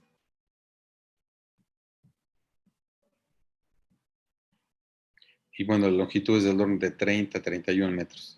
Es un espectáculo ver cómo entraba eso, ¿no? Entonces aquí es donde necesitamos plastificantes, adiós plastificantes, una granulometría de los agregados específica y un retardante de fraguado, por supuesto. Entonces, ¿qué ventajas y qué desventajas tenemos? ¿Hay un límite en el diámetro de la pila para poder usar la serie continua? Por supuesto. Mientras mayor es el diámetro, mayor capacidad se requiere la máquina, ¿no? Entonces, por ejemplo, la máquina más grande que hay aquí en México pesa del orden de 120 toneladas y alcanza a hacer pilas de hélice continua hasta de 1,20 m, 1,30 m tal vez. Aquí pueden ustedes ver en la cabeza rotaria, aquí quedaría la hélice, ¿no? En cambio, con esa misma máquina, cambiando por el sistema de Kelly, podría ser probablemente pilas hasta de 1,60 m. Y si utilizamos una máquina montada sobre grúa, pues podemos hacerlas todavía de mayor diámetro, ¿no? Para la plataforma de trabajo, ¿dónde se posiciona la máquina? No entiendo. Pues arriba, ¿no? Ahí sí, no entiendo la pregunta, ingeniero. Segundo, ¿cuáles son las características de la plataforma? Pues que resista lo de la máquina. En el libro que les mencioné vienen cómo diseñar las plataformas de trabajo, que es una exigencia que se coloca ya en las normas técnicas complementarias para cimentaciones en la Ciudad de México. Regresando a este asunto, las ventajas es una alta productividad, como ya les mencioné, se genera poca vibración, pero las desventajas es que la herramienta no puede ser adaptada a diferentes condiciones de suelo. Es decir, si ustedes tienen una estratigrafía variable, necesitan cambiar la herramienta pues para pasar un estrato de boleos o cualquier cosa, pues aquí no se puede. Si necesitan cambiar de diámetro porque el proyecto tiene diferentes diámetros, es complicado y tardado. El suelo además se acumula alrededor de la perforación, como vemos aquí en la fotografía y también veíamos en el video. Entonces hay que estarlo limpiando, ¿no? Y no es posible perforar en boleos, a menos que utilicemos al mismo tiempo una DEME. Pero para ello se requiere una máquina que tenga doble cabeza rotaria para con una colocar el ADM y con la otra perforar con la hélice. Desafortunadamente esas máquinas no hay ninguna en México, entonces pues, lo descartamos si hay boleos, ¿no? Además hay pocas máquinas de estas en México, como les dije, de haber una docena respecto a 1,000 que hay de las otras, ¿no? Bueno, no sé si tengan alguna otra pregunta para pasar a la parte de los pilotes.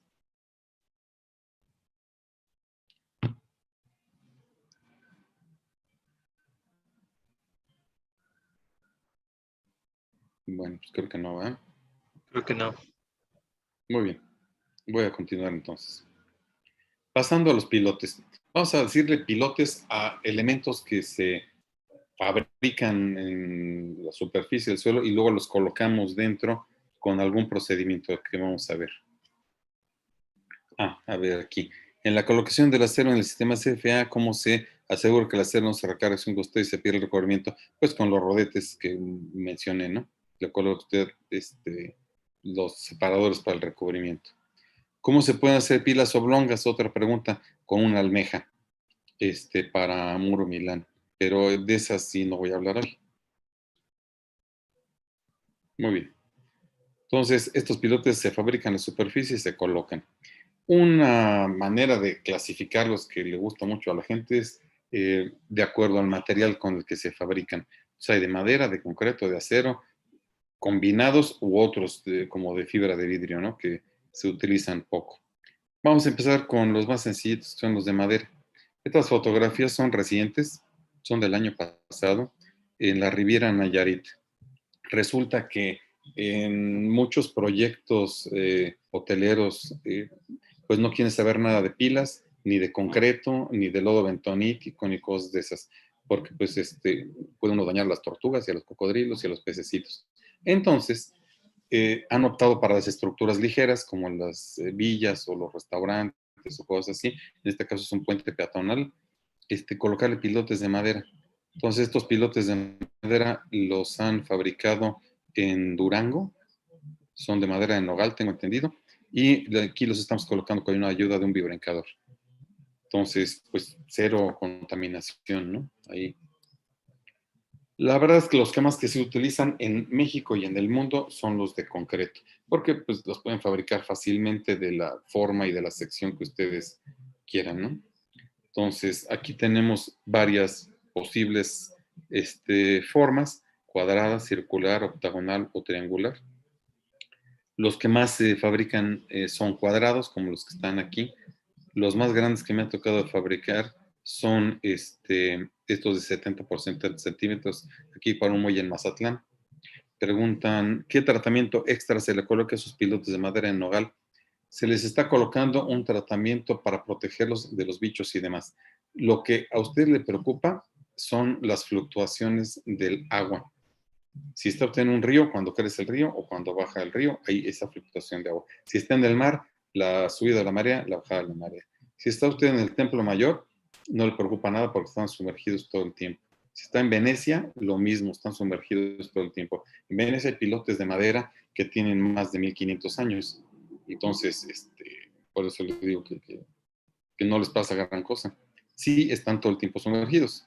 Si les da el aire, o sea, sienten contacto con el oxígeno, ahí es un problema, porque entonces entran los bichitos y entran cosas que maltratan a los pilotos en madera.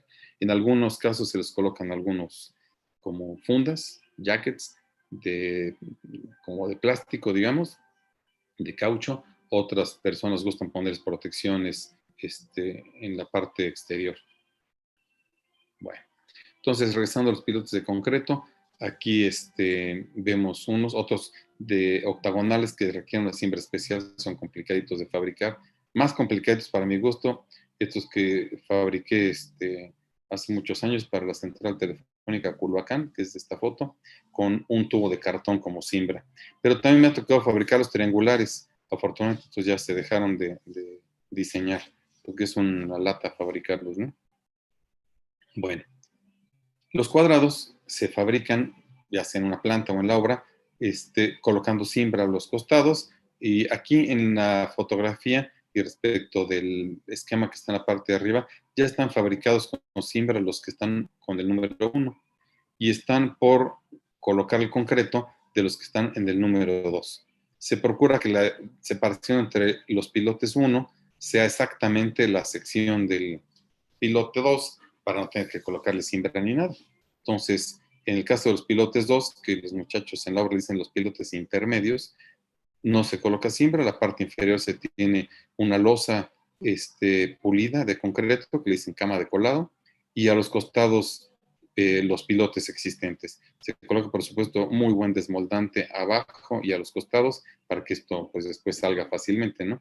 Y se está colocando el acero de refuerzo y aquí están a punto de colocar el concreto con esta unidad. Si aparte hay poco espacio en la obra y ustedes así lo planean, pueden construirlos por lechos. Aquí pueden colocar otro arriba y luego otro arriba. La limitación básicamente es poder descargar el concreto de forma adecuada, porque el canalón, si está muy alto, pues ya no resbala el concreto, ¿no? Entonces necesitarían una bomba pluma o un recipiente para colocar lo que decimos bacha. Los de acero tienen otras características, por ejemplo, si son estos en forma de H, pues prácticamente van a la ferretería, los compran y se los llevan a la obra, no hay más, lo mismo que los tubos. Entonces son muy prácticos en ese sentido. También preocupa el tema de la corrosión, por supuesto, pero igual si están sumergidos tampoco tienen tanto problema. Estos son con punta cerrada, pero también utilizar como si, las tablestacas que son estas de aquí como pilotes. Aquí tenemos una vista de unos pilotes de acero que se colocaron en la Ciudad de México para ampliar la estación Villa de Cortés de la línea 2 del metro. Entonces, ven ustedes, aquí están los pilotes metálicos, se están hincando con un martillo diésel. Ahora, los pilotes de concreto, ¿cómo se unen cuando se tienen tramos más largos? En México, la unión más común es esta de placas que se dejan ahogadas dentro del pilote y luego se soldan en campo.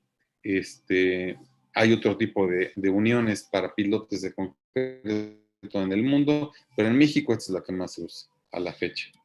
Otro tipo de uniones pueden ser uniones mecánicas, como esta que está aquí, o esta que está acá, por ejemplo, o con resinas epóxicas, esta también es mecánica, o con resinas epóxicas, dejan bayonetas. En el libro también vienen unas 3 o 4 juntas mecánicas para estos pilotes. Ahora, ¿cómo seleccionamos el martillo? Que es la pregunta que teníamos hace rato, ¿no? Dice, ¿qué software especializado recomienda para el análisis de hincabilidad? El análisis de hincabilidad que pregunta el ingeniero básicamente se refiere a, ¿voy a poder hincar el pilote con este martillo? Entonces, debemos tomar en cuenta básicamente 3 aspectos. Uno, por supuesto, el pilote, de qué materiales, de qué largo, de qué sección, de qué forma. Otro, el martillo, cuánta energía tiene, de qué tipo es, si es diésel, como este que está aquí en el video. Y por último, el suelo. ¿Qué suelo tenemos? Le estamos haciendo perforación previa. El suelo es granular. Si es granular, ¿qué compacidad tiene? Si es cohesivo, ¿qué consistencia tiene? Tenemos intercalaciones estratigráficas de suelos de diferentes compacidades y consistencias, pues tomar eso en cuenta. El método que mejor funciona para eso es un análisis de hincabilidad con ecuación de onda, para lo cual pues hay varios programas en el mercado con el cual hacerlo. Esa es la respuesta a su pregunta. Vean, por ejemplo, este pilote que se está hincando para la ampliación de la Terminal 2 del aeropuerto Benito Juárez de la Ciudad de México. Como pueden ver, este piloto está bajando prácticamente por peso propio. Esta ampliación, ahorita la pueden ustedes ya visitar, este video lo tomé hace como 5 años, se llama Sala 75 y tiene varias posiciones de los aviones para los camioncitos y eso. Entonces, la preocupación de hincar un pilote así por peso propio es cómo es posible que después el pilote tome carga, si por peso, o sea, no aguanta ni su peso propio, pues como ven, baja por peso propio. Entonces, ¿cómo va a soportar el edificio después? Pues básicamente hay 2 fenómenos en el hincado de pilotes en arcilla. Uno es que la reestructura se recompone hasta cierto grado por un fenómeno que se llama tixotropía. Y el otro es que cuando ustedes hincan el pilote, se desplaza el suelo hacia los lados y al desplazarse el suelo, se incrementa la presión de poro. Ese incremento de presión de poro después toma cierto tiempo en disiparse y a ese fenómeno en mecánica de suelo le decimos consolidación. Entonces, hay una costra de suelo reconsolidada alrededor del pilote que tiene más resistencia que el suelo natural por esta reconsolidación. Entonces, cuando falla el pilote o cuando carga el pilote, realmente está trabajando entre el suelo reconsolidado y el suelo natural, ¿sí? Entonces, el pilote artificialmente inclusive gana hasta un poquito más de diámetro. El profesor Sebert en su libro recomienda incrementarlo en un 5%, por ejemplo, ¿no? Bueno, el video este dura como 1 minuto y medio, que es lo que tardaron en hincar el pilote, ¿no? Voy a adelantar porque es más de lo mismo. Aquí tenemos el hincado de los pilotes de acero que veíamos hace rato. Como pueden ver, aquí tampoco está trabajando el martillo, simplemente con el peso propio del martillo baja el pilote. Entonces, la misma respuesta. ¿Qué tipo de traslape se usan en el acero longitudinal de los pilotes? Bueno, si tenemos varillas del número 8 o menos, se traslapa así, tal cual.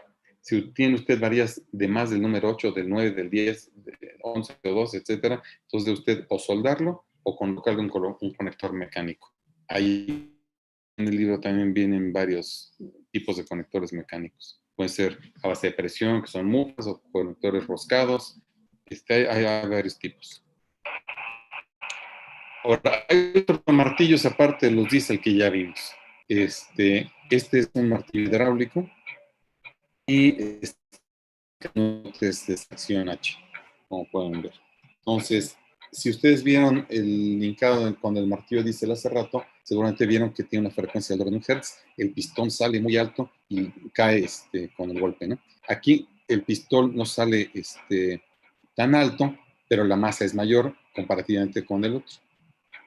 Y me preguntan, ¿cuál es el libro donde podemos ver todos estos procedimientos?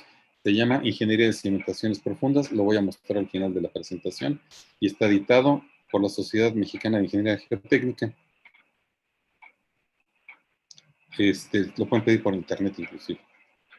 Pregunta, ¿cómo se corrige la verticalidad del pilote con desplazamientos apreciables referentes a la vertical? Si ya está hincado el pilote, pues ya no lo puede corregir, ¿no? Las desviaciones de la vertical generalmente se dan por obstrucciones que hay en el suelo. Entonces, si ya se desvió el pilote, pues no veo cómo lo puedo corregir, la verdad. Se trata de corregirlo cuando está afuera, lo plomea usted y lo endereza, pero más de eso no hay mucho más que hacer. No se puede corregir. Aquí vemos otro martillo hidráulico, pero para trabajar con poca altura. Entonces, como pueden ver, la frecuencia es muchísimo mayor, es como de 2 Hz, o sea, 2 ciclos por segundo. Y también es un martillo hidráulico. Dejando pilotes también mucho más pequeñitos, ¿no?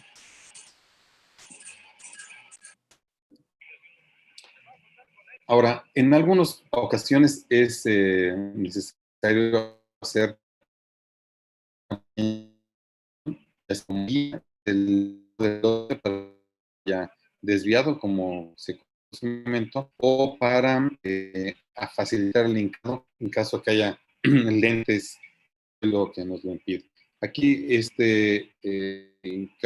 perforación del pilote son para los talleres de la línea 12 del metro, esto es en las inmediaciones del pueblo de Tláhuac, y lo que se perfora y se remoldea el suelo con una extracción parcial. O sea que ese suelo remoldeado es lo que está deteniendo la perforación en lo que colocamos el pilote. Ay. Estructuralmente, ¿qué diferencia hay entre el uso de pilotes inclinados y pilotes verticales? Pues el vector, ¿no, ingeniero? O sea, si usted tiene un pilote vertical, pues con una fuerza vertical va a trabajar muy bien. Si tiene un pilote inclinado, con la fuerza vertical, pues solamente la componente del vector vertical es la que va a trabajar. Pero si usted tiene un pilote vertical con una carga horizontal, pues va a tener cierta capacidad de carga. Si lo tiene inclinado con una carga horizontal, la parte del vector horizontal pues va a tomar la fuerza, ¿no? Horizontal. Entonces, si usted tiene fuerzas horizontales importantes, por ejemplo, como en un muelle o en un duque de Alba o en una cosa de ese tipo, pues necesita colocar pilotos inclinados.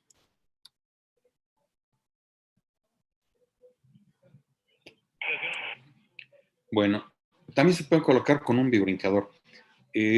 Estas imágenes son, desde mi punto de vista, las más espectaculares que conozco para hincar pilotes con un bibrincador. De hecho, aquí están utilizando varios bibrincadores trabajando en conjunto, y este es el pilote, esto que tienen ustedes aquí. Esta obra se hizo en China y el récord mundial lo tienen con este pilote que está aquí en la foto, de 30 metros de diámetro. Imagínense un pilote de 30 metros de diámetro, ¿no?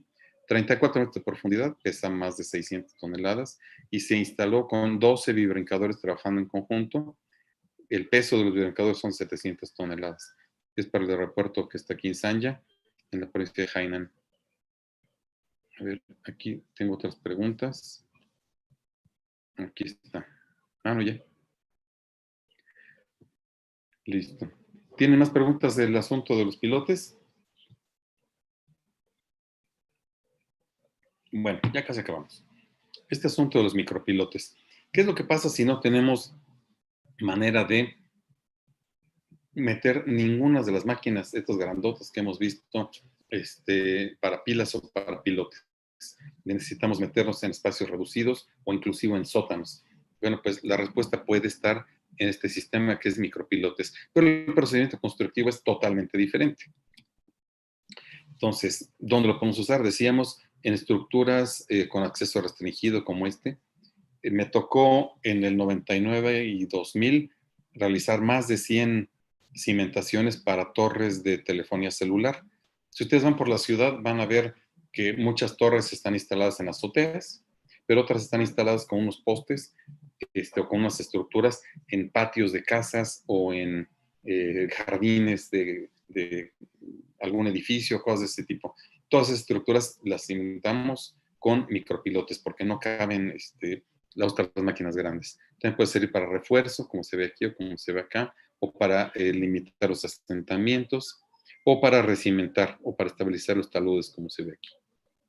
Bueno, la idea original de los micropilotes se lo originó al ingeniero Fernando Lisi en Italia en los 60s, y tenían la problemática de recimentar estructuras antiguas, básicamente estructuras coloniales, ¿no? No coloniales, perdón, estructuras de mampostería, que aquí en México serían coloniales, pero no, allá en Italia pues tienen desde los romanos, diría yo, ¿no? Entonces a este señor se le ocurre perforar a través de la mampostería de una zapata continua y penetrar en el suelo la longitud suficiente como para generar la fricción que le permita la recimentación que está buscando. En planta vemos aquí la zapata continua de mampostería y vemos aquí cómo este micropilote está hacia un sentido, este otro está hacia el otro sentido y así están estos, como se ve en el corte que está aquí de este otro lado, ¿no? Actualmente tenemos diferentes tipos de micropilotes. El que más se utiliza en México es este que está aquí, en el cual se hace una perforación. El acero de refuerzo se utiliza un tubo de acero que está preparado con unos agujeritos y luego se cubre con un látex para un sistema que se llama de manguitos. Y entonces primero se rellena el espacio que hay entre la perforación y el tubo. Ese espacio, esta relleno, los muchachos le dicen vaina. Entonces se forma la vaina que está aquí. Se esperan ustedes unos minutos a que tenga el fraguado inicial y entonces ahora por dentro del tubo, ¿sí? Inyectan ustedes, rompen la vaina. Si el suelo es de tipo arcilloso, entonces se va a formar fracturamiento hidráulico, que son como estos rayitos o estas raíces que se ven aquí. Ajá. Si el suelo es granular, entonces más bien va a permear hacia el suelo granular, como se ve esta ampliación del diámetro que se ve en la parte de acá. El producto que se utiliza tanto para la vaina como para la inyección secundaria es a base de, con base en agua y cemento Portland. A ver, aquí tenemos una pregunta del tema anterior. Voy a interrumpir un poco. Cuando se decide emplear pilotes inclinados en muelles en conjunto con pilotes verticales, ¿cuáles deben ser los criterios de diseño? Separación entre pilotes, ¿qué metodología recomienda? A ver, vamos por partes. ¿Cuáles son los criterios de diseño? Bueno, existen varios métodos para distribuir las fuerzas entre pilotes verticales e inclinados que toman en cuenta el suelo.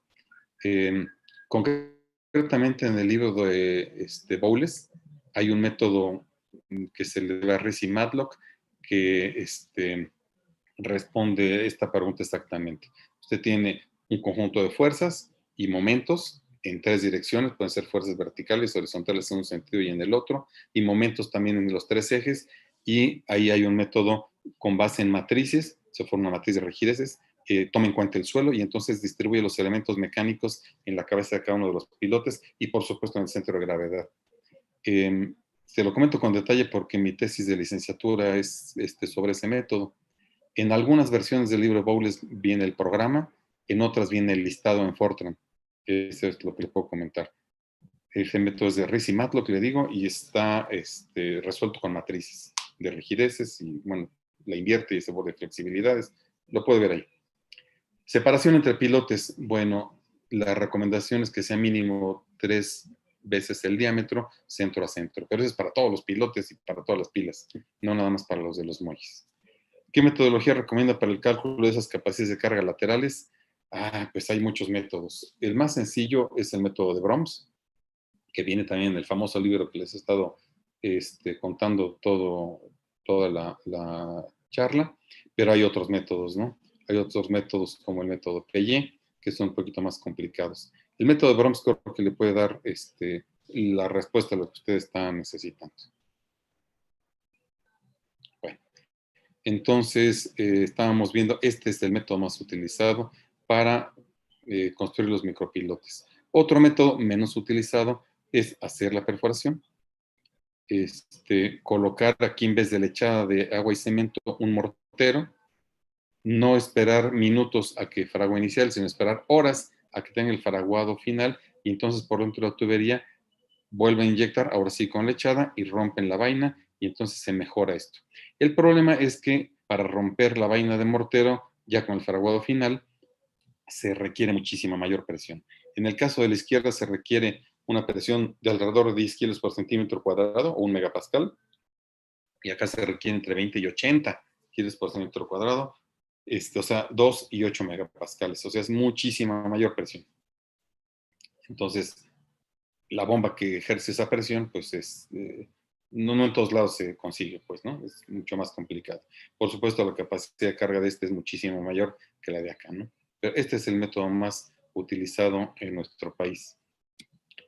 ¿Cómo podemos perforar? Bueno, pues hay muchas maneras. Puede ser con una máquina hidráulica, otra vez, como esta que está aquí, o una mecánica. Esta es una máquina para hacer sondeos, de hecho, es una máquina Longyear 34, y también puede servir para fabricar los micropilotes. El problema de esta máquina va a ser el diámetro, que no puede hacer perforar en diámetros muy, muy grandes. Yo creo que 30 centímetros ya con mucho trabajo, y eso en suelo blando.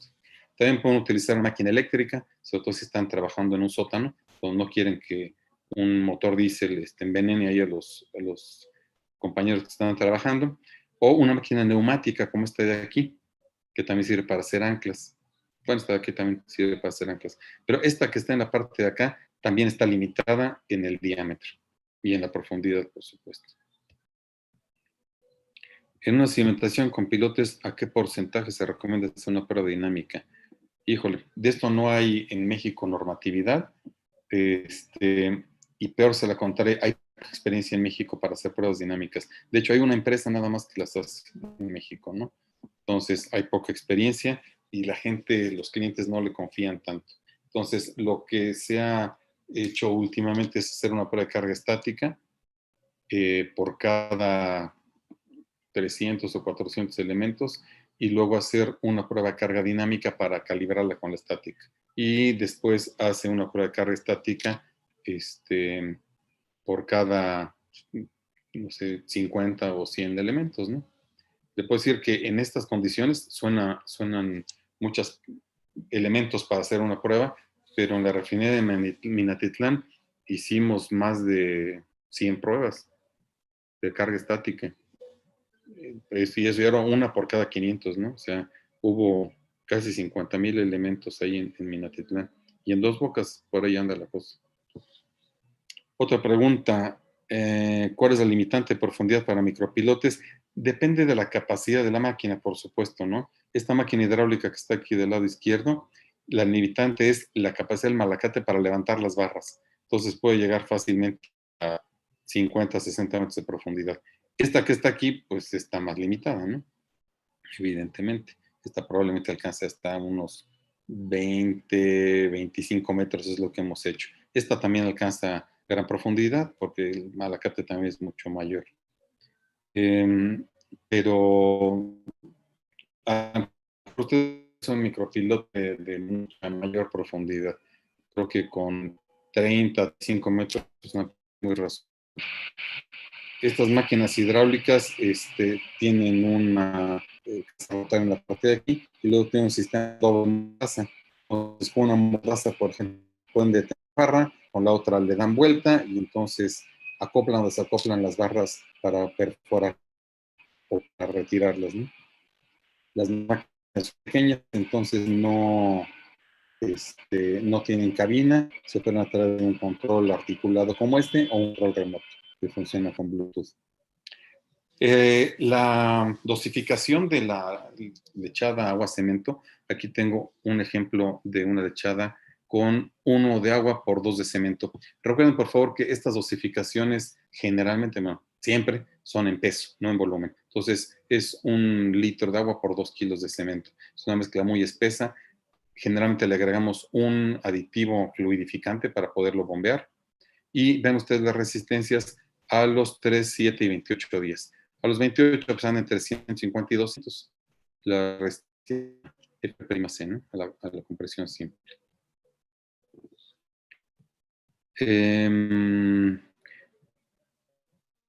No se habla directamente de la capacidad de carga, pero la carga por fuste de un pilote se desarrolla muy pequeñas deformaciones y la capacidad por punta a mayores deformaciones.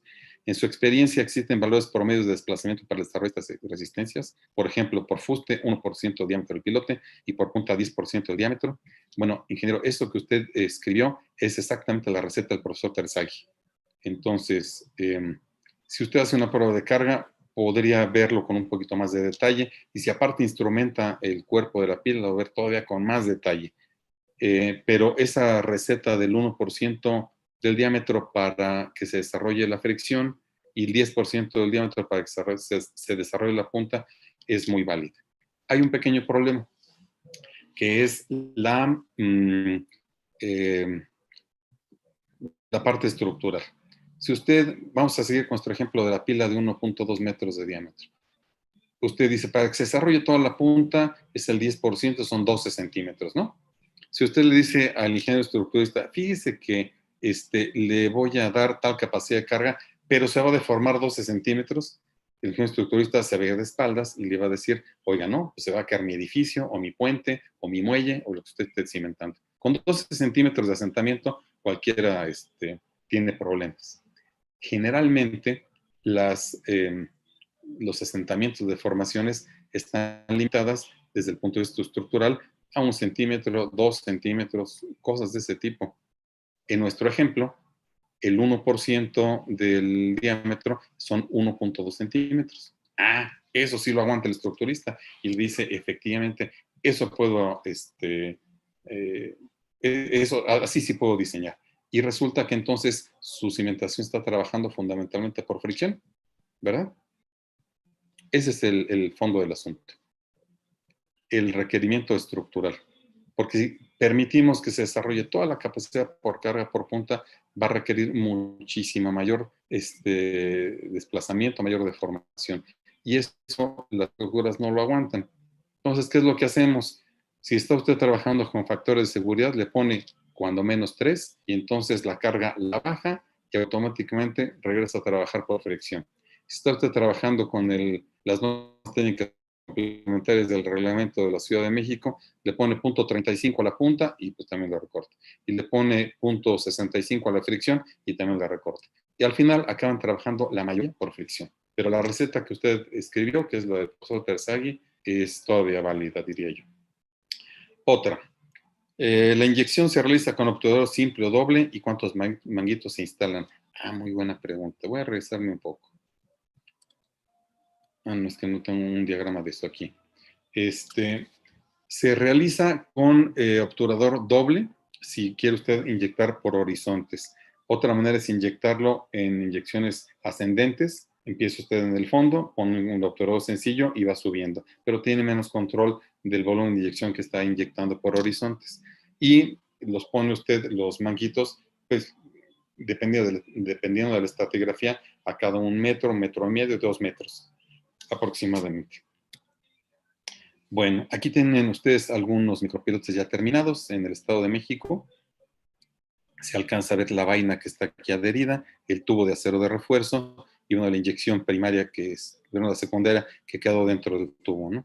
Después se recortan y generalmente se le solda o se le atornilla aquí una placa para poder ligarlo con el resto de la estructura, que en este caso es una losa, ¿verdad? Y bueno, finalmente, este es el libro que les he estado comentando. Cuando tuve la fortuna de ser el editor de todo el libro, aquí está una lista de mis colaboradores, aunque no les puedo decir que escribí como el 65-70% del libro. Hay otros capítulos de pruebas de carga, de diseño geotécnico, de exploración geotécnica, de pilas de energía, tema interesante, de patología de cimentaciones profundas, en fin, temas que no alcanzamos a ver el día de hoy. Entonces, pues no sé si tenga algún otro comentario o pregunta.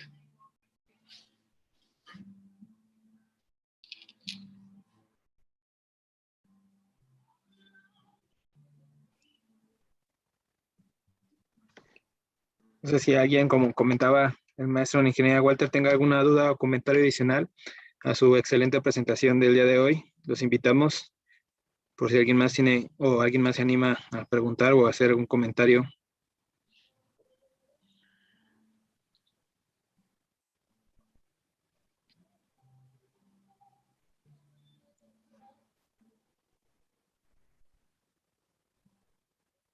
Bueno, pues ya no sé si Creo les que- amplié sus dudas o todo quedó súper claro. Creo que ya no tenemos más dudas, ingeniero. Pues Muy bueno, bien. no me resta más que felicitarlo por su excelente presentación y agradecerle evidentemente la atención hacia el capítulo estudiantil y hacia este evento. No cabe duda que, bueno, es una presentación que ilustra bastante, ya sé que hay poco tiempo, pero que ilustra bastante bien todos los temas que abordó y que, bueno, al final todos estos temas a veces no son tan comunes que se enseñen, por ejemplo, en nivel de licenciatura, ahora en nivel posgrado, pues es unos temas obligatorios, pero bueno, esa difusión que usted nos apoya, pues es bastante buena para resolver sobre todo dudas que en el tema de la universidad, pues no quedan bastante claras, ¿vale?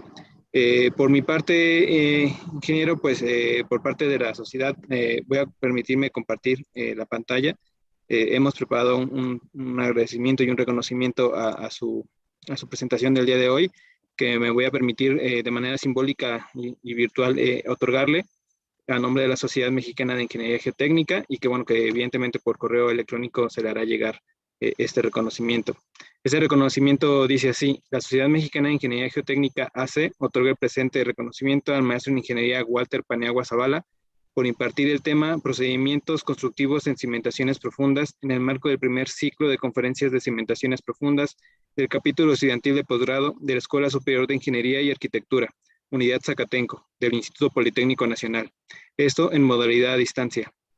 En Ciudad de México, a 2 de julio del 2021, firma el calce de este reconocimiento el ingeniero Roberto Velar Cajiga como presidente de la Sociedad Mexicana de Ingeniería Geotécnica AC, de la Mesa Directiva 2021-2022, y su servidor Daniel Martínez Oviedo, como vocal y coordinador de capítulos estudiantiles ante la Sociedad Mexicana de Ingeniería Geotécnica, también para la Mesa Directiva 2021-2022. Muchísimas gracias, ingeniero Walter, por su presentación. No sé si quiere agregar algún comentario adicional a esta presentación que acaba de concluir. Gracias, ingeniero Daniel Martínez. Bueno, pues nuevamente agradecer al capítulo estudiantil de posgrado de la ESIA del IPN por haberme invitado a esta charla. Y bueno, pues hay otros temas que podríamos estar comentando. Espero en el futuro que los comparta. Que les digo, son pruebas de carga o patología de las cimentaciones, pruebas de integridad. Hay muchas otras cosas que se pueden comentar. Desafortunadamente esta charla sí es un poquito corta. El ingeniero Daniel Martínez pues estuvo un semestre oyendo estos temas, un semestre completo, entonces entramos en muchísimos más detalles de cada uno de los temas. Sí, Agradecerles. así es. Afortunadamente tuve ese placer de estar con usted y que evidentemente tenerlo como profesor. Y el objetivo obviamente de estos eventos es tratar de difundir estos conocimientos y no cabe duda que nos vamos a contar con usted para próximos eventos ya sea para este capítulo o para los demás, apoyando a los chicos a que complementen esa formación, ¿no? Y que, bueno, como usted menciona, hay muchos temas que evidentemente usted es un experto y que, bueno, su experiencia nos va a ayudar muchísimo a que las nuevas generaciones estén implicados en estos temas que son bastante ilustrativos y bastante prácticos también, que eso es también algo muy importante. Muchas gracias, ingeniero. A usted, ingeniero Walter.